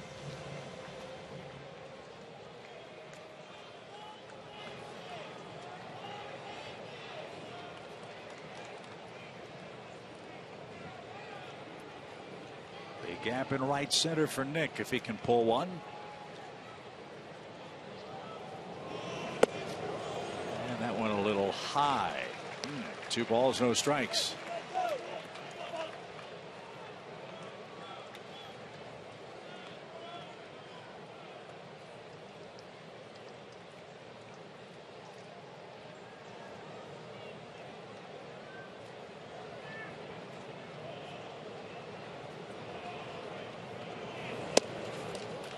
Not close. And Nelson pitching himself into a big mess. A leadoff hit, an error, a walk, and now a 3-0 count to Markakis. And the bullpen begins to work. Jefferson Cox.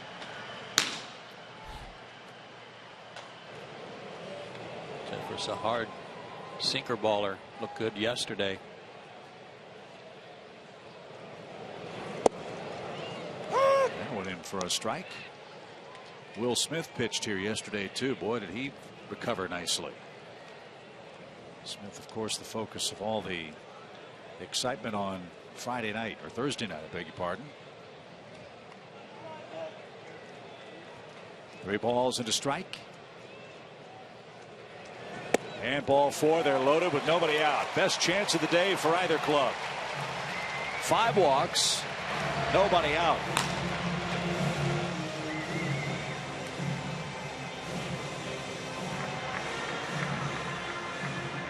And with all the action they had to have in their bullpen on Thursday and Friday and yesterday, you wonder who's available for Milwaukee today. Well, I'm guessing beyond the 2 guys that are already warming up, they've got Blazek, who worked 3 innings on Friday but wasn't available yesterday. Hopefully for them, he'll be rested up enough to work today if they need him.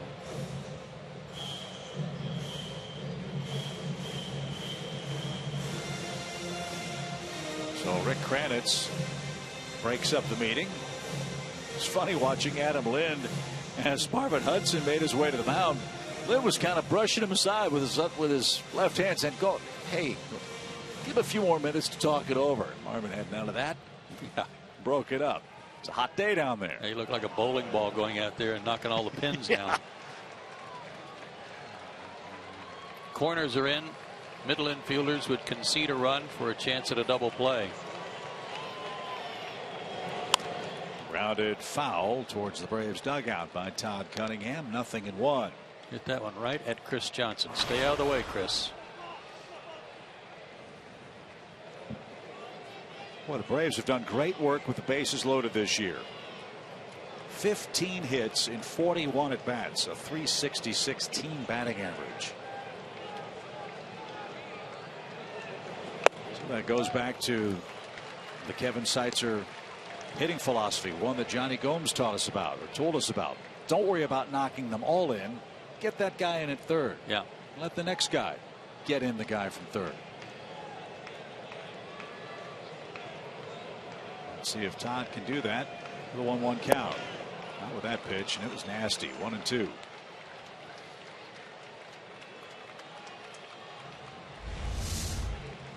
Back foot breaking ball. His knuckle curve, and in a good spot that time. Probably not a strike, but Cunningham couldn't lay off.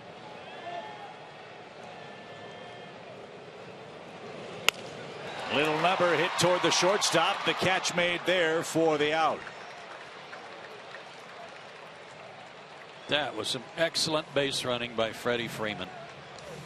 He knew the shortstop was behind him, but he had to make a determination whether or not he was going to be able to get to this ball that was basically hit right at Freddie. Breaking ball jammed him. And then at the same time try not to get tagged. Well, you made the point earlier that the biggest asset for Nelson today has been, when he's been in trouble, his ability to break bats and jam hitters. Brzezinski, Maben, Cunningham, just to name a few. Now he's got AJ up there, and a quick strike. And AJ late again. Well, he's got to like his chances right now. I mean, if he can get AJ to hit the ball on the ground, what he wants to see happen is AJ get a breaking ball or something and top it, or get jammed again with a fastball. Just keep him from hitting the ball to the outfield. That's what he wants.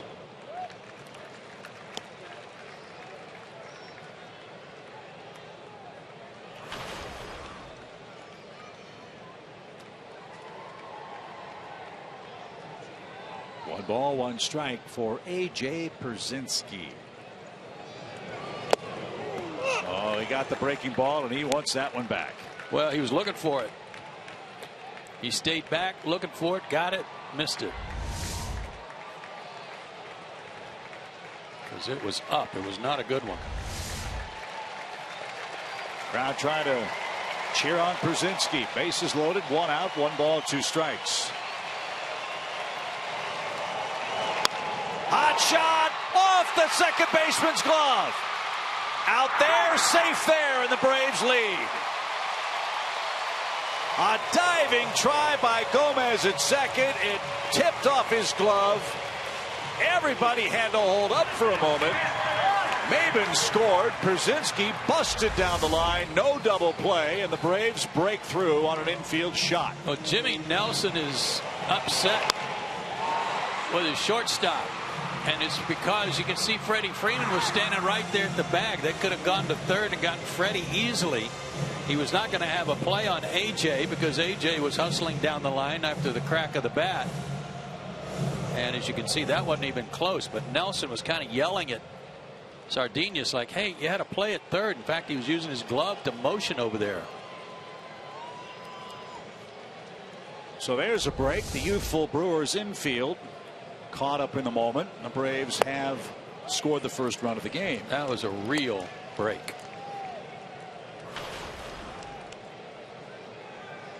The lad is not done yet. First and third with 2 outs, and Andrelton Simmons the batter. Shot to left field, a base hit, 2-0. Look at Simmons clap as he makes his way to the first base bag. Boy, that helps. His 18th RBI. The single and walk that started the inning have scored in the Braves' 6th, and that's the end of the line for Nelson. Slider high one. He was getting that breaking ball up a little bit this inning, and that was reason enough for Craig Counsell to go get him. Good piece of 2-out hitting here by Andrelton. You know, Joe, you said earlier that Nelson and Foltynewicz are awfully similar. In this case, one sequence changes the entire inning and the entire game for the Brewers' right-handed starter. He departs trailing by 2 in a game that could very well be tied.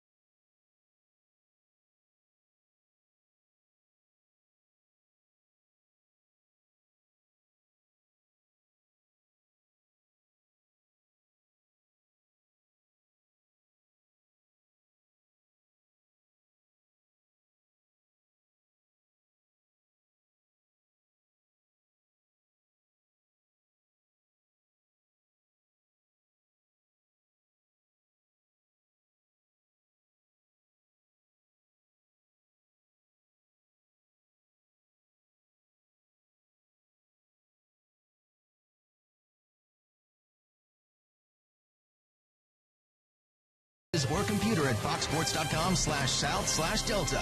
Good luck. The Braves have struck for a pair of runs in the 6th inning. Andrelton Simmons with a big 2-out hit scores Freddie Freeman, who made a couple of terrific base running decisions in the inning, by the way. And they've chased Jimmy Nelson, and Jeremy Jeffress is now on to pitch. Boy, is this guy tough and a sinker balling machine. 23 games, 2.49 ERA, strikeout per inning pitched, 8 walks total in there, 94 to 97 on his fastball, and wait till you see the movement on this. Got a curveball to go with it. Jeffress was a #1 pick by the Brewers back in 2006. He was the 16th overall pick that year. Went to Kansas City with Lorenzo Cain, Alcides Escobar, and Jake Odorizzi for Zach Greinke, Yuniesky Betancourt, and Cash. Then to Toronto for Cash, and then the Brewers signed him back as a free agent in 2014. 1 ball, no strikes. But not once, but twice, Jeffress was suspended once for 50 games in 2007, once in 2009 for 100 games for violating the minor league drug treatment and prevention program. That's why it's taken him so long to get back to the big leagues.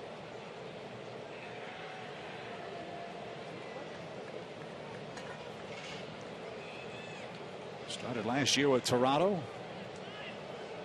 and was designated for assignment in early April. Siriaco rolls it foul. Maybe that story will have a good ending for him. You know, yeah. I'm sorry that he messed up twice. He's fortunate that it didn't end his career. He's got one last opportunity, and hopefully he'll make the best of it, and it'll be a good ending. Because you're right, he looks to have really good stuff. The ball just explodes out of his hand. 1 ball, 2 strikes for Pedro Ciriaco. When you get traded for a guy as good as Zach Greinke, that tells you all you need to know about what Kansas City thought of this kid. Yeah, the Braves are going to see Kershaw and Greinke out in L.A. Back-to-back games on Tuesday and then Wednesday nights. Monday's game is an 8:10 Eastern start. That's the Memorial Day ball game at Dodger Stadium. First pitch at 10:10 Tuesday and Wednesday. 10:10 p.m. that is.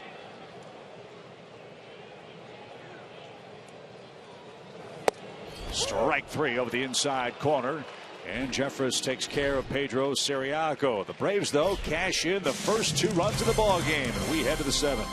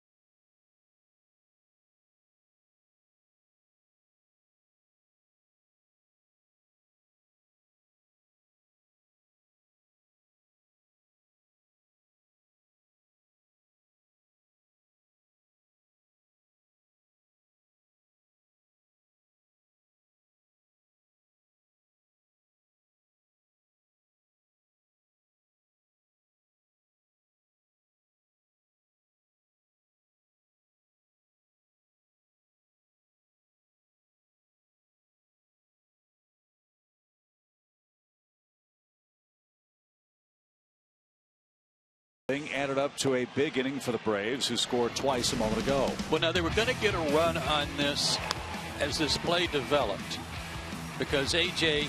beat the throw to first. But you can see Freddie Freeman wasn't even halfway to third. So if Gomez? Sardinhas, yeah. If Sardinhas gets the force out at second, turns and gets Freddie in a run down or throws him out at third, the inning's over. That would have been the third out. And Andrelton Simmons never would have come to the plate to drive in a second run.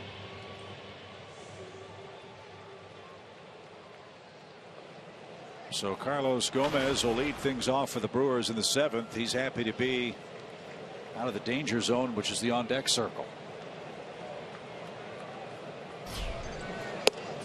And a nasty breaking ball from Foltynewicz. Boy, he's pitched a super game. Sure has. Only 67 pitches over 6 innings.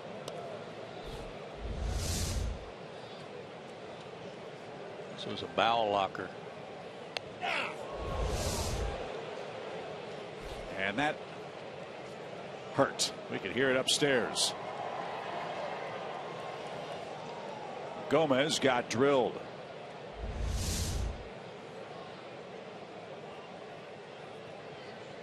Backhand or forearm.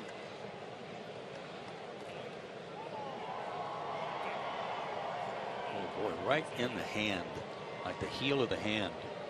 He's in a lot of pain. It's like the baseball's been hunting him down the last couple of innings. You recall in the 6th when Gerardo Parra was up, a check swing foul ball nearly took him out in the on deck circle, and now he's hit by a pitch.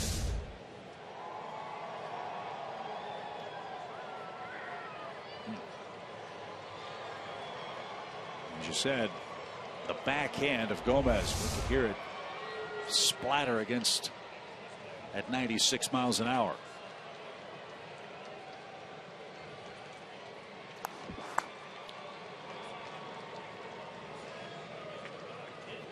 Take a listen to this.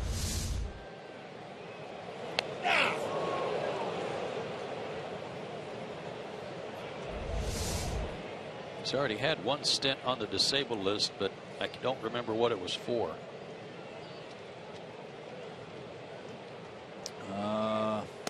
Hamstring. Okay. 15 games in the first week and a half of the season, and he's trying to get some feeling on the hand. And again, the baseball has been finding Gomez all year long. You might recall a frightening incident with the New York Mets when Carlos Gomez was in the batter's box against Noah Syndergaard.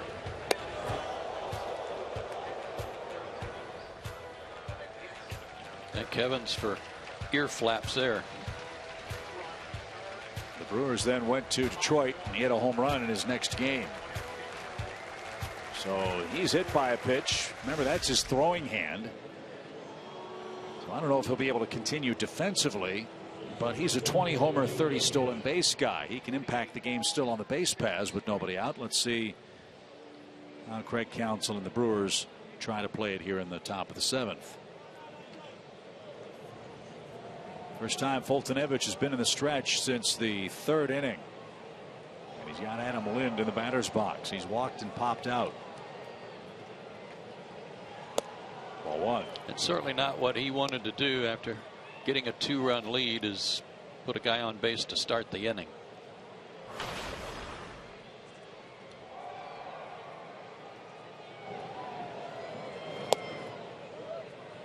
Ball 2. The deepest Mike has pitched in a big league game is 6 2/3 innings with the Braves. That was 2 starts ago in Cincinnati. He did have an 8-inning start against Norfolk. Gave up 1 earned run and lost 1-0. That one nubbed foul, 2 balls and a strike.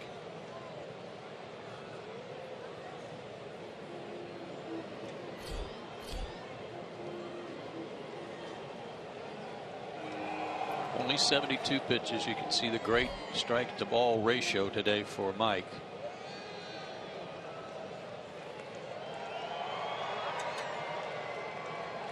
Hopefully after the hit batter he can get back on track.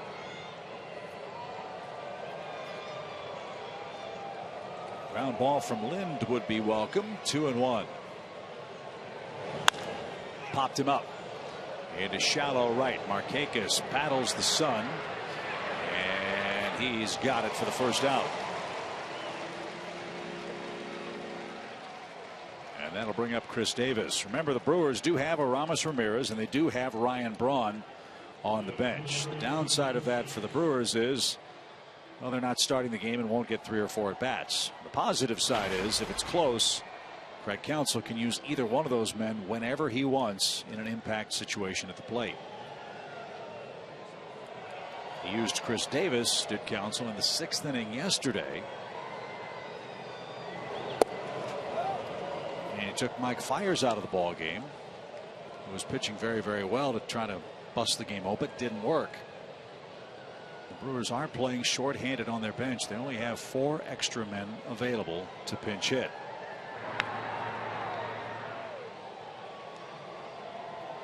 That has really cramped the ability of Craig Counsell to make any moves. pinch hitting wise or defensive wise.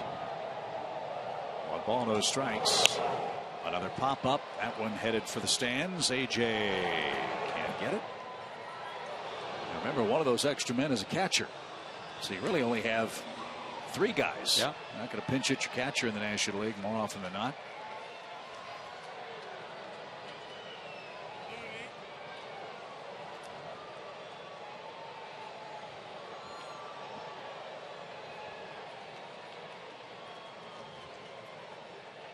Davis has flat out twice.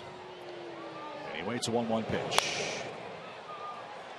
93 and back out of play. 1-2.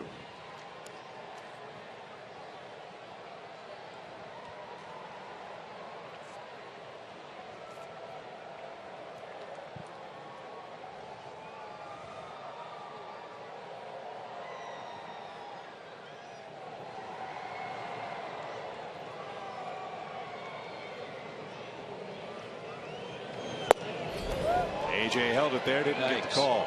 Yikes. Sherwin-Williams painting the corners a little low. Well, according to that, no, it wasn't.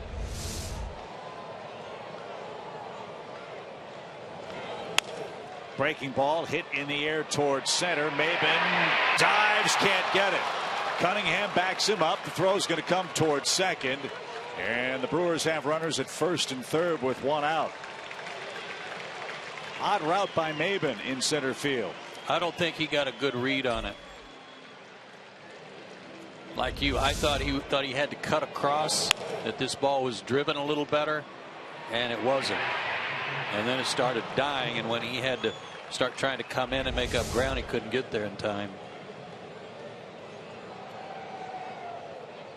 So Roger McDowell quickly pops out of the Braves dugout.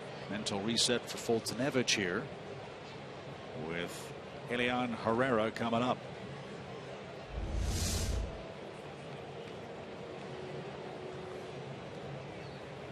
Just out of his reach. And we've said all day that unlike the first couple of games of this series, the wind's been blowing from right to left. So the misjudgment and that stiff breeze kept pushing the ball further and further away from Maben. Even as he gained ground, he couldn't get there. So let's see if Foltynewicz can end it right here. He's gotten Herrera twice, once on a strikeout, once on a fly ball to left. And action has begun in the Braves bullpen. Double Strider with a hit batsman in the inning. Pop out now, a windblown single and a foul ball back to the screen. That was a good swing. He was on that 95 fastball.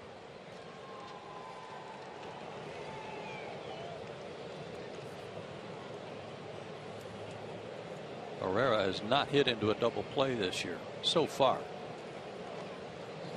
Well, he's due.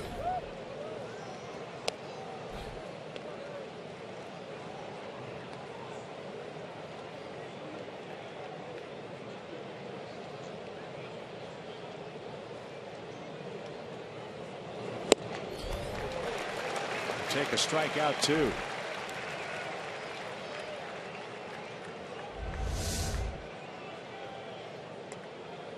That one a little bit above his hands, and he couldn't catch up to that one. Herrera came out of the Dodgers organization. Back to the screen, foul. Non-roster player for the Brewers who had a couple of interesting names in camp. Remember Pete Orr? He was in Milwaukee's camp. Tried to make their club. And Dontrell Willis started in spring training with Milwaukee before hanging him up this spring. Pitch out away. 1 ball, 2 strikes.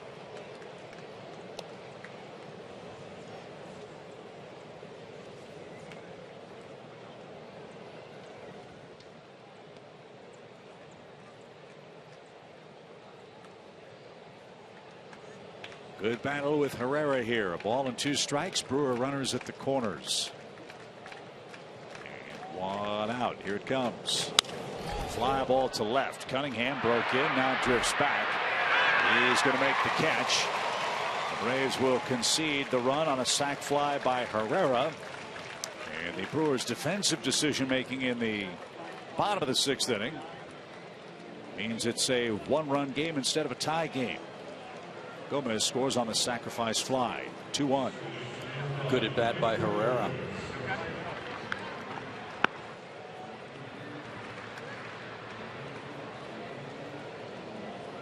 And Hector Gomez will bat. So Foltynewicz has gone 6 2/3 to this point. That matches his high with the Braves. Let's see if he can make it an even 7 and leave with a lead. Strike 1.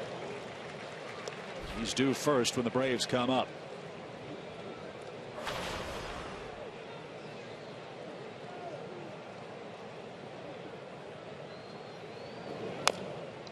And he's way ahead 0-2.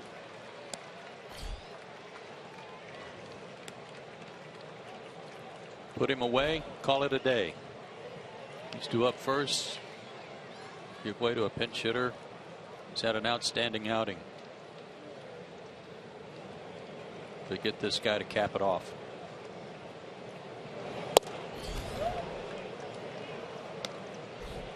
His 87th pitch was clocked at 97 miles an hour. That's that sustained velocity we were talking about earlier. Let's see if he can make it work on a 1-2 pitch. In the air to center. Maben is there. Anyway, Mike. 7 innings with a 1-run lead for Mike Foltynewicz. The last pitch clocked at 97 again. He allows a run on a hit batsman. But Mike Foltynewicz, 1 run on 2 hits through 7 innings of play. And as we head to the 7th inning stretch, the king-size right-hander for Atlanta maintains a 2-1 lead. As always on our home Sundays at Turner Field, our crowd will rise, see a nice video presentation, and then enjoy Timothy Miller, who will perform another outstanding rendition of God Bless America on this Memorial Day Sunday at Turner Field in Atlanta, Georgia.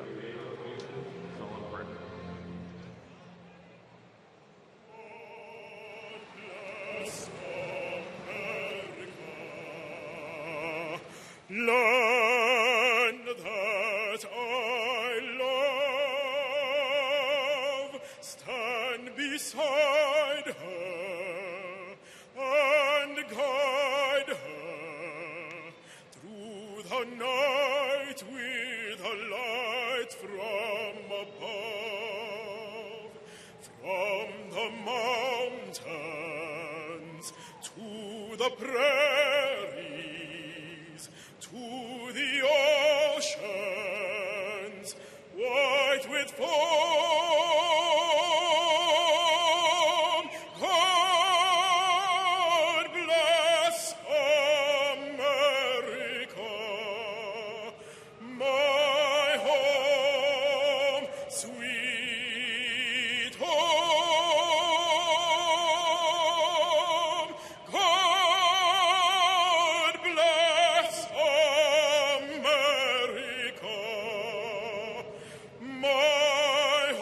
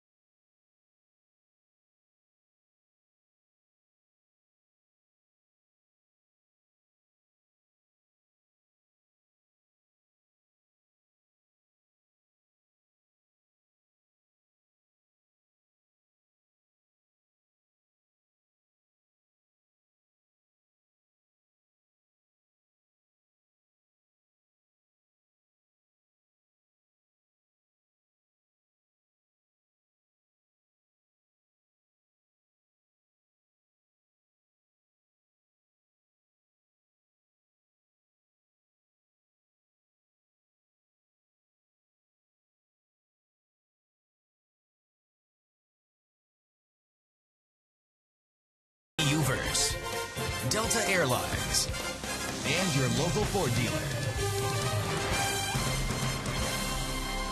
Dad, you're not going to miss this year's Father-Daughter Day, Saturday, June 6th, when the Braves take on the Pittsburgh Pirates. Ticket packages are available and include a commemorative father-daughter t-shirt and a pregame parade. Plan a memory your daughter won't forget by visiting Braves.com/fatherdaughter. See, now I like that. I like that father-daughter thing. I remember your dad always talking about for those business fans special, how many businessmen seem to show up with their daughter. So we're going to have more than one Father-Daughter Day. This one an official one, though, apparently.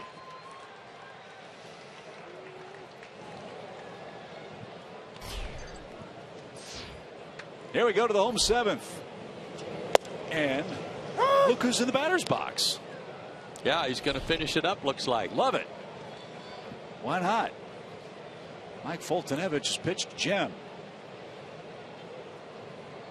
7 innings of 2-hit ball and a bouncing ball out of play. It's 0-2. The other side of that is not just is Mike pitching an excellent ball game, Joe. He's pitching an excellent ball game on a day when the Braves needed him to take this ball deep into the game. You bet.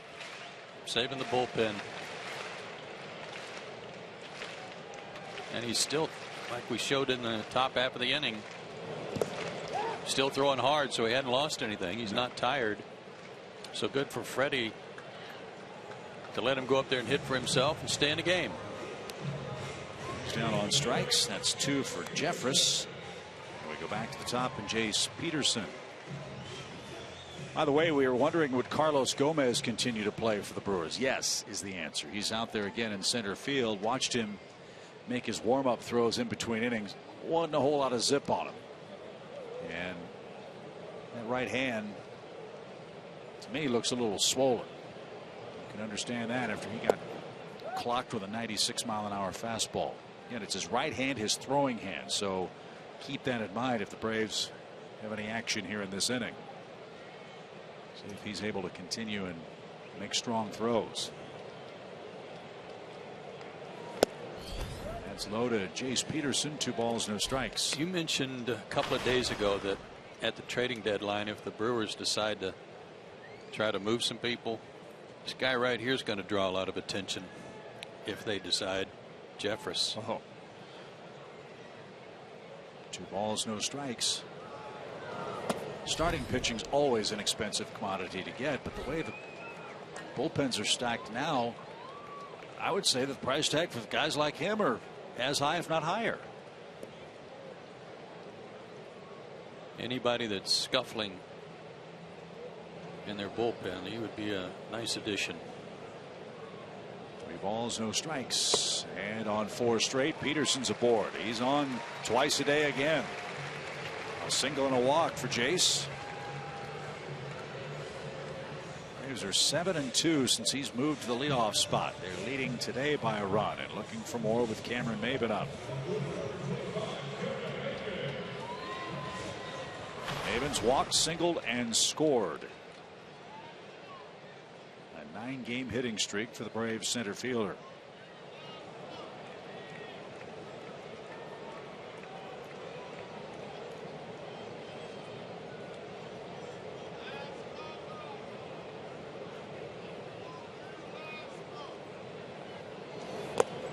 It skips up there. 1 ball, no strikes.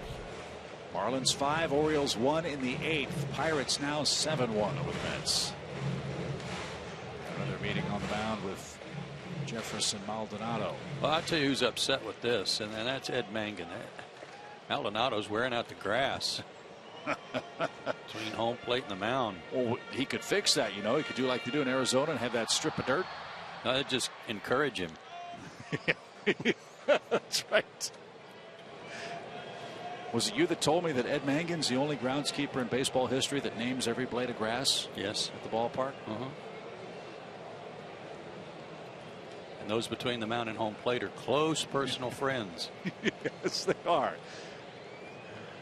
1-0 pitch is in for a strike. We'll get some tender loving care for the next 10 days while we're out of town. Braves are back in Atlanta after our trip through LA, San Francisco, and Phoenix. The Pirates will be here June 5th, 6th, and 7th. Then San Diego for 4. Greg Kimbrell and Justin Upton will be back in Atlanta beginning June 8th. Maybe Melvin Upton too, for that matter. Yeah. He was supposed to be starting a rehab stint with the El Paso Chihuahuas. And if Melvin wants to take heart in anything, it's the fact that former Braves have had a pretty good luck this year. Yeah, with all due respect to Craig, I'd just as soon say hello to him and let him watch the game from the bullpen. 2 balls, 1 strike. I'm sure in the case of Kimbrell, that's going to be an emotional homecoming, as it were, here to Atlanta. The first time he visits the visitors clubhouse at Turner Field. Justin Upton's done that before. He's been traded. He's been moved from the Diamondbacks to the Braves and now the Padres. 3 balls and a strike. Maven took it, full count.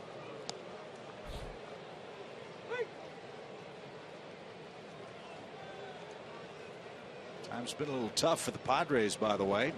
They've fallen to 4th place. They're 4 under 500 in 7 games behind the Dodgers. Yeah, big disappointment for them to be where they are right now with all the changes they've made. Full count pitch, runner goes. Pitch lashed into the seats out of play.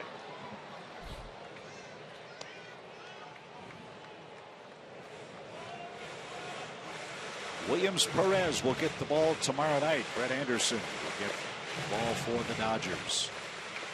There's a seat. Lefties back to back in the first 2 games against LA.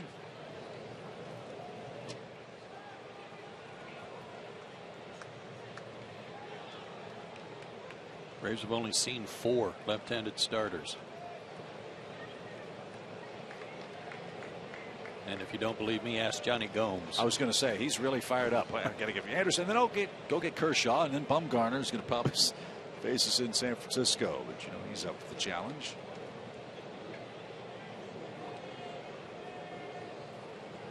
Well, Williams was awfully good in his first start. Runner goes again. Pitch bounced up the middle, right to the second baseman, and the throw to first is in time. That is terrible hitting luck. He was headed for center field, but Gomez was right in the bag, and the Braves are doubled up.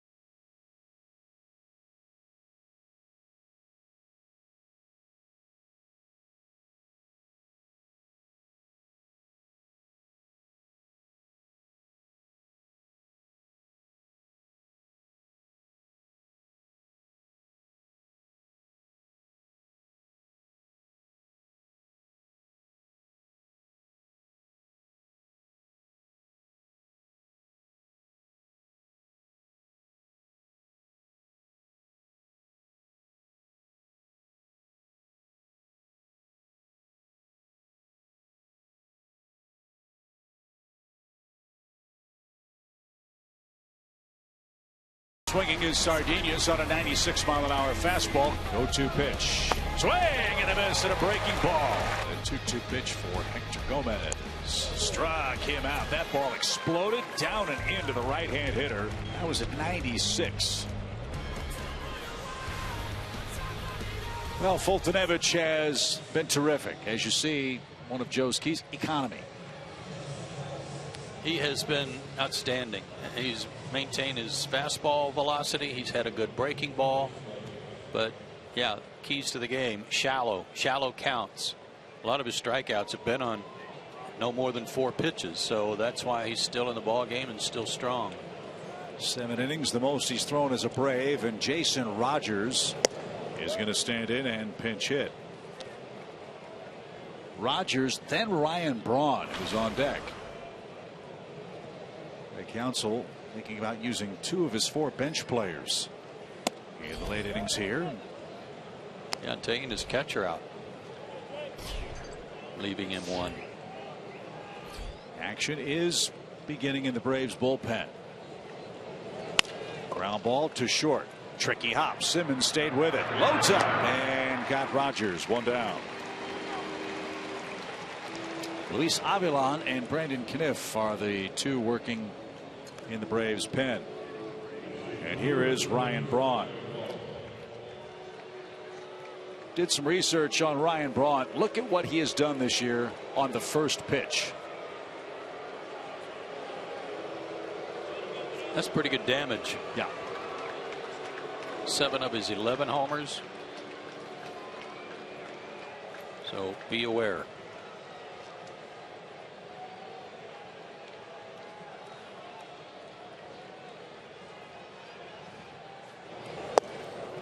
And that's excellent scouting and excellent execution.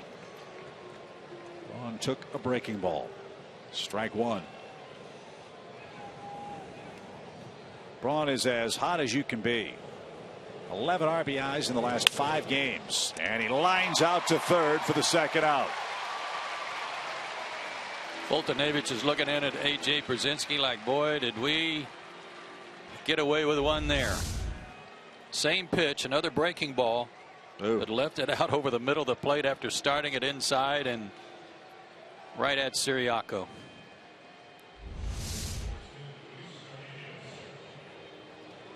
So, barring Braun remaining in the game and disaster late, we'll next see him in July up at Miller Park. And here's Luis Sardinas.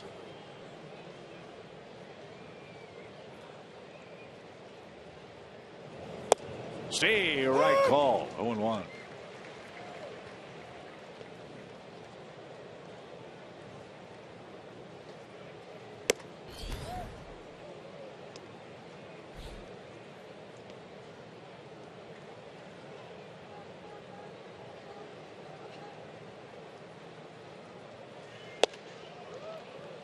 Did you see that from AJ? I did, and it's just going to comment on it because it's such a veteran technique and way to frame pitches. Almost stole it. Popped up out of play. There's some who think that's a lost art in baseball. It shouldn't be, but boy, you're right. It is such a valuable tool. Pitch framing, not just pitch sequencing, but just that subtle little turn of the glove to make maybe C+ pitch look like a B+ pitch. Maybe you get 1 or 2 a game. And a breaking ball on 2 strikes is served into right field by Sardinas, and he's aboard with a 2-out hit. Now Gerardo Parra's the batter, a left-handed hitter, and Freddie Gonzalez has gone with Foltynewicz as far as he can. It's going to be Luis Avilan. Yeah, another breaking ball that he was leaving up this inning. He left 2 up. He got a called strike, got the line drive out from Braun, but couldn't escape that one. What an outing. Great job. Standing ovation for Mike Foltynewicz. Attaboy, kid.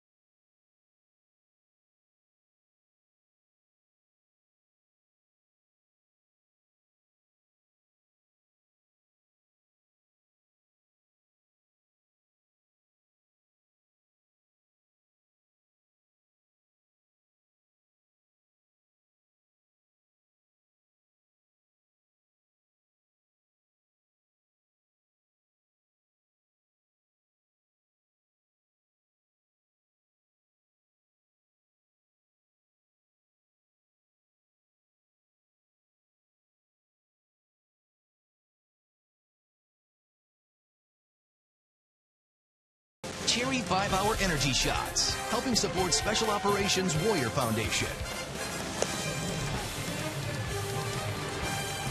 Braves fans, don't miss out on a David Justice bobblehead Tuesday, June 9th. Told you the Padres are coming to town. That's what we'll be playing here at Turner Field. The first 20,000 fans will get a bobblehead featuring Braves legend David Justice. Can't wait to see David at the ballpark. At least I hope we'll be here for that. I hope you will be too. Get your tickets online at braves.com/tickets. Great job by Mike Foltynewicz. Best start as a big leaguer. 1 walk, 7 strikeouts into the 8th inning. But now Luis Avilan, great numbers for him. 15 inherited runners, only 1 has scored.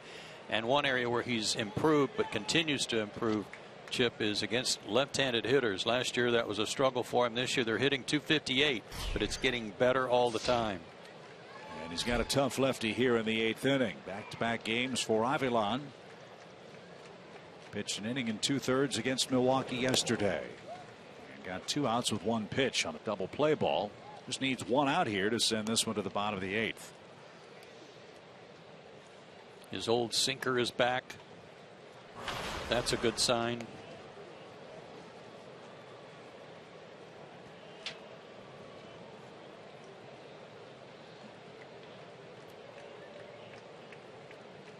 One ball, no strikes, and time called. Braves bullpen this month. Collective ERA down over a run per game from the month of April.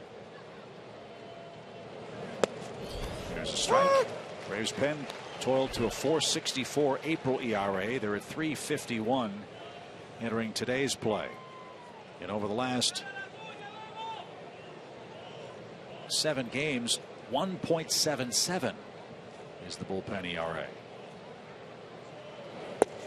Belt high, and Parra didn't like it. It's 1-2. He didn't like the pitch before. He thought it was high, and that's why he reacted that way on the second one.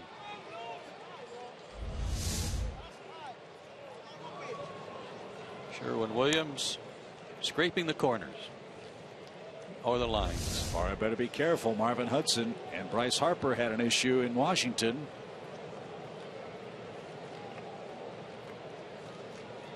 Marvin let him have his say here in Atlanta. The pitch. Strike 3 called. He knew that was coming. Parting shot from Gerardo Parra. And Luis Avilan gets his man and sends it to the bottom of the 8th inning. 2-1. Atlanta leads it. Freddie Freeman will lead things off.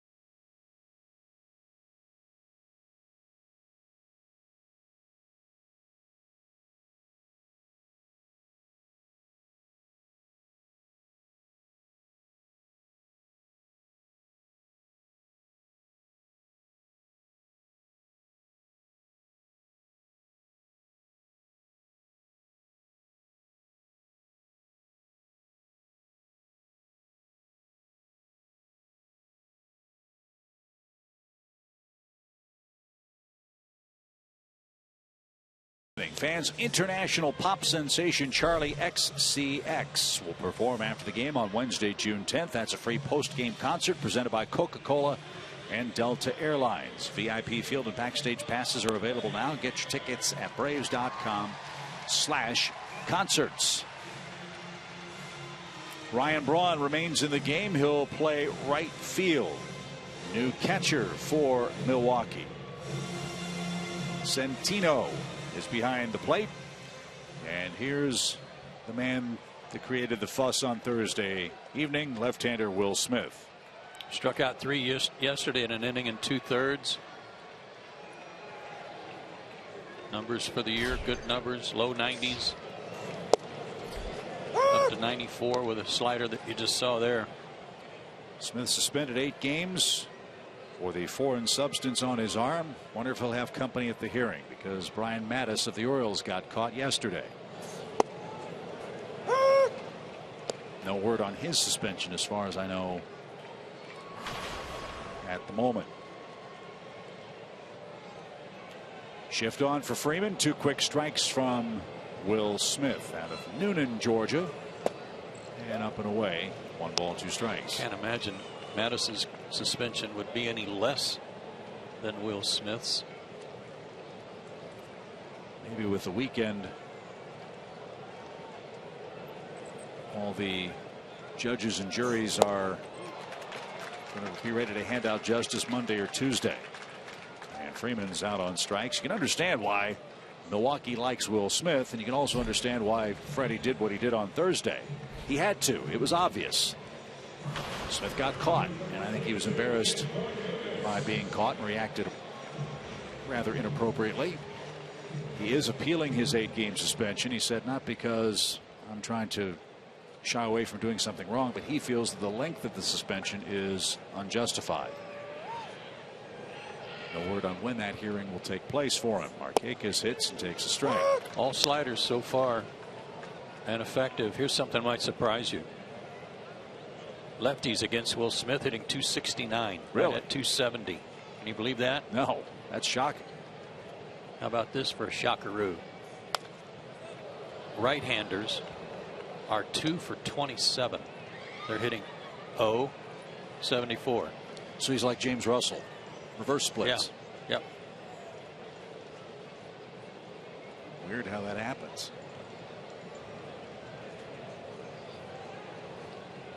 78 appearances for Smith last year. And 30 holds, good for 3rd in the National League. Tied Tony Watson of the Pirates for the most relief appearances. 0-2 pitch. Again, you talk about value. Left-handers who can do what he does. Teams looking for bullpen help will pay a king's ransom for a guy like Will Smith. That's if Milwaukee decides to unload. 1 ball, 2 strikes. And Markakis shoots it into left center field. A base hit. So the splits continue to work the way Joe mentioned them. Markakis has a 5-game hitting streak. One of the things that makes him so tough is how he hangs in there against lefties. Just fought this one off, trying to make sure that he had that outer half covered on the slider. Punched one in there. Some insurance would be nice. It's a 2-1 Braves lead in the 8th.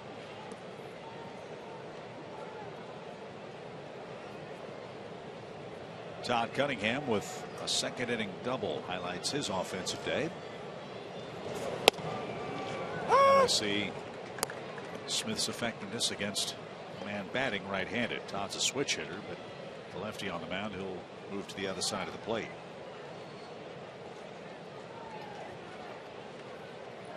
Looking for his first hit right-handed.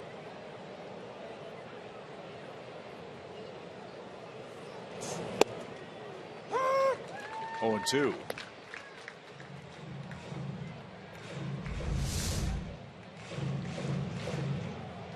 Nice backdoor breaking ball.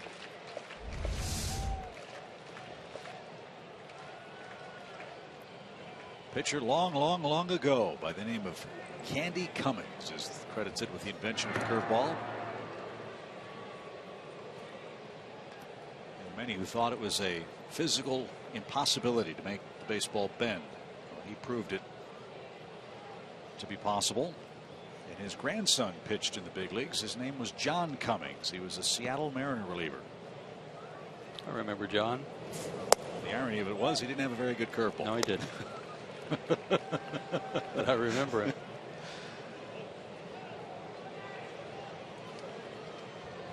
One ball, 2 strikes.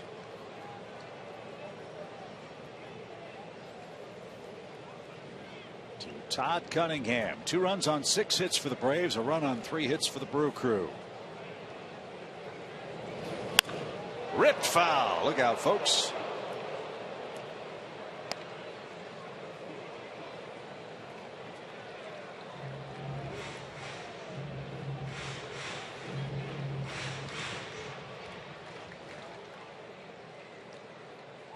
These are happy days for Mr. Cunningham. He's playing great in the major leagues.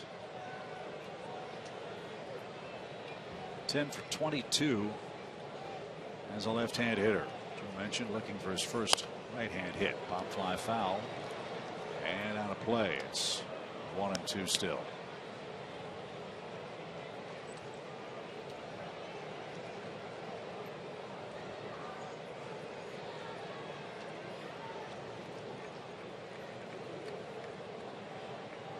Mike Foltynewicz.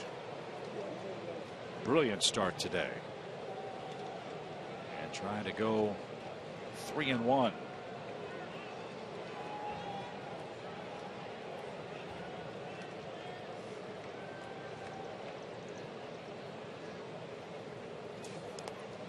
Did he go? No swing. And on a ball in the dirt, Markakis will move to second base. That takes away the double play opportunity. And now a hit could bring home Markakis with a very important run.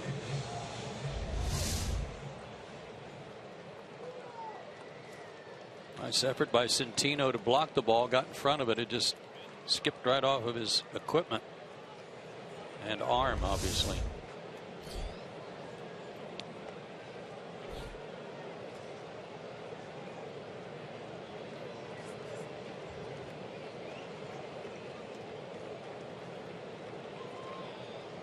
Here comes the 2-2 pitch.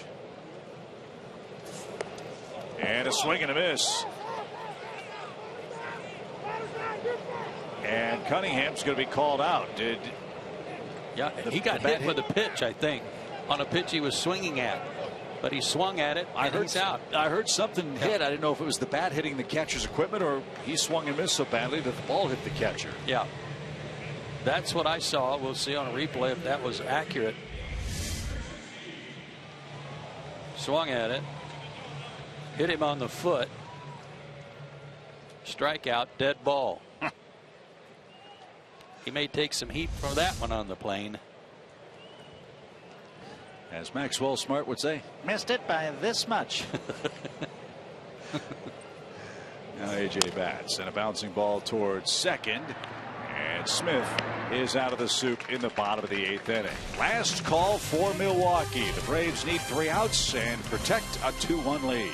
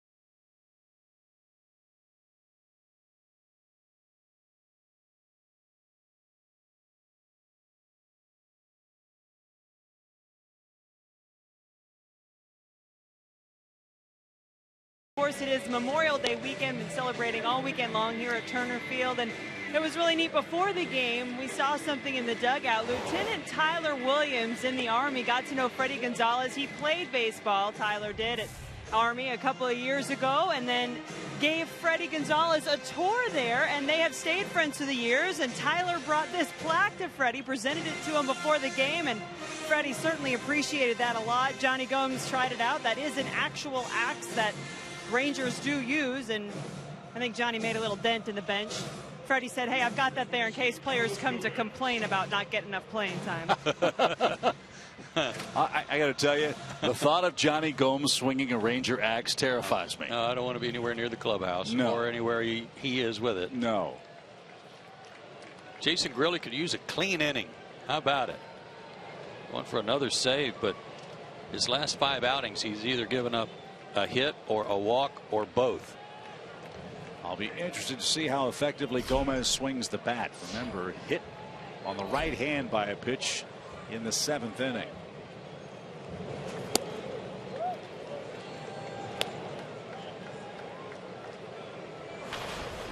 And it looks like he's got a wrap on the forearm, and looks like he's wearing a thicker batting glove. 1 ball, no strikes. That might tell you how the hand's feeling. He tried to bunt. Good crowd today, 30,612.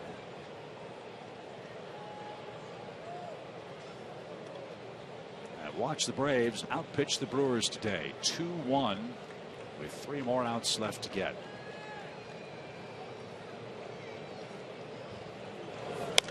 Popped him up. Pierzynski back to the screen. And he ran into the signage. He's all right, I think. 1 ball, 2 strikes. Looked like Gomez took his top hand off the bat right away, too. You know, that wall crept up on AJ just a little bit.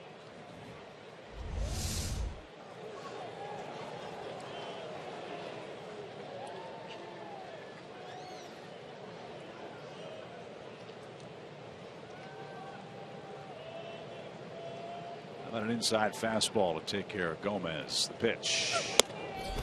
Fastball, but he missed with it. 2-2.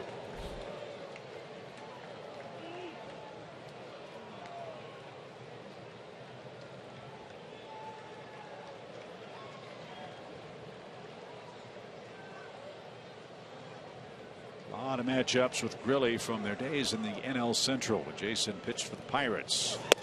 And strike 3 called. 1 down. 94 over the corner. Gomez strikes out for a 2nd time. Well, it was a good spot. If your right hand is bothering and you've got to go out and get a pitch, that's awfully hard to do. It'll be interesting to follow that tomorrow and see, once they've x-rayed it or really checked it out, if he's okay. Yeah, I hope he is. Me too. He's obviously an electric player and somewhat of a lightning rod, but boy, is he talented. Hopefully his hand will be all right. As Adam Lind bats with bases empty, he's 0 for 2 with a walk. Lind takes high. Got to be careful with this guy. He's got power too.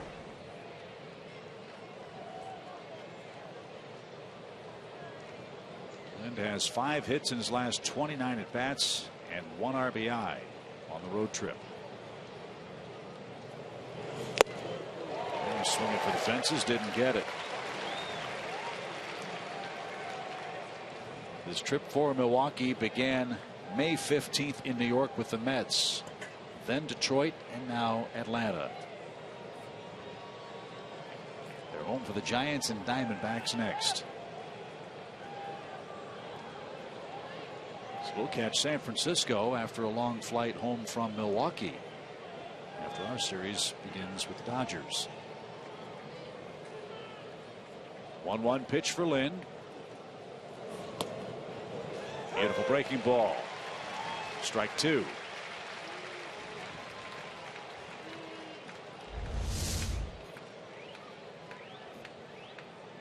Back door. Old Candy Cummings would have been proud.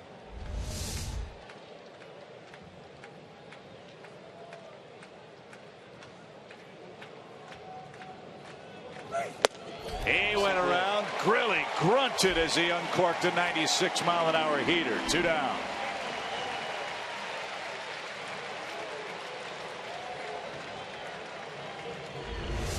To say he put it all into this pitch would be an understatement.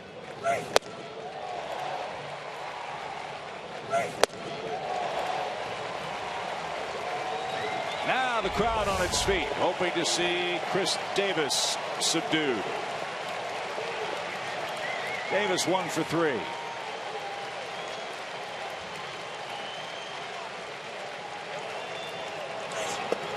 Ball 1.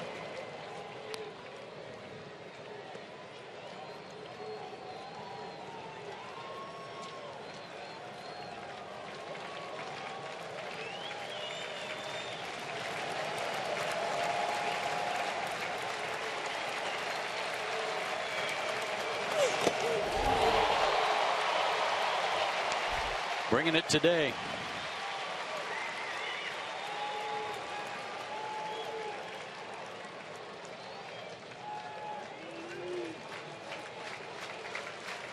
One ball, 1 strike.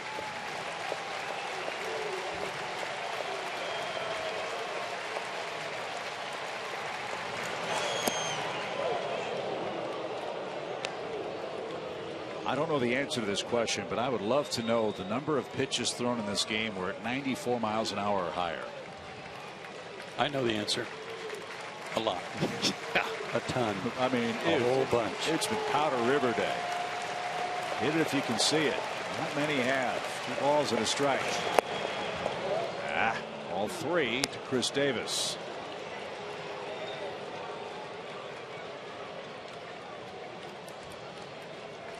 '27th out with a 1-run lead, the toughest out in baseball to get.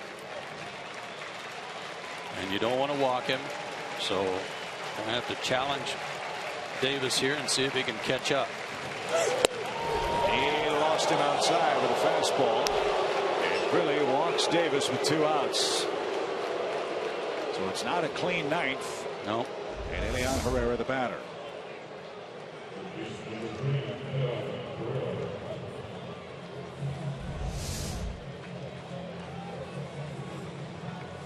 Herrera struck out in the 2nd against Foltynewicz, but flied to center, and last time up hit a deep fly to left for a sacrifice fly. He was catching up in many ways to the fastball.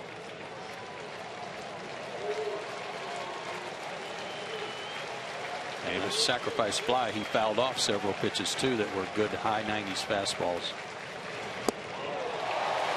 Thinking fastball, got the breaking ball instead. I think Brzezinski's called one of his best games of the year too today. I agree. Using the youthful exuberance as a weapon against the Brewers today. No balls at a strike.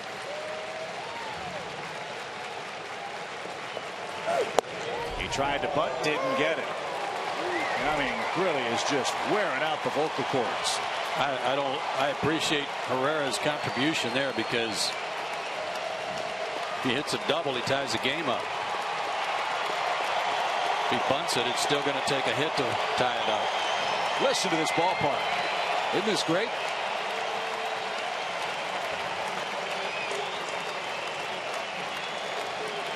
On 2. Ball game. The Braves are over 500. For the first time since April 27th, the Braves have a winning record.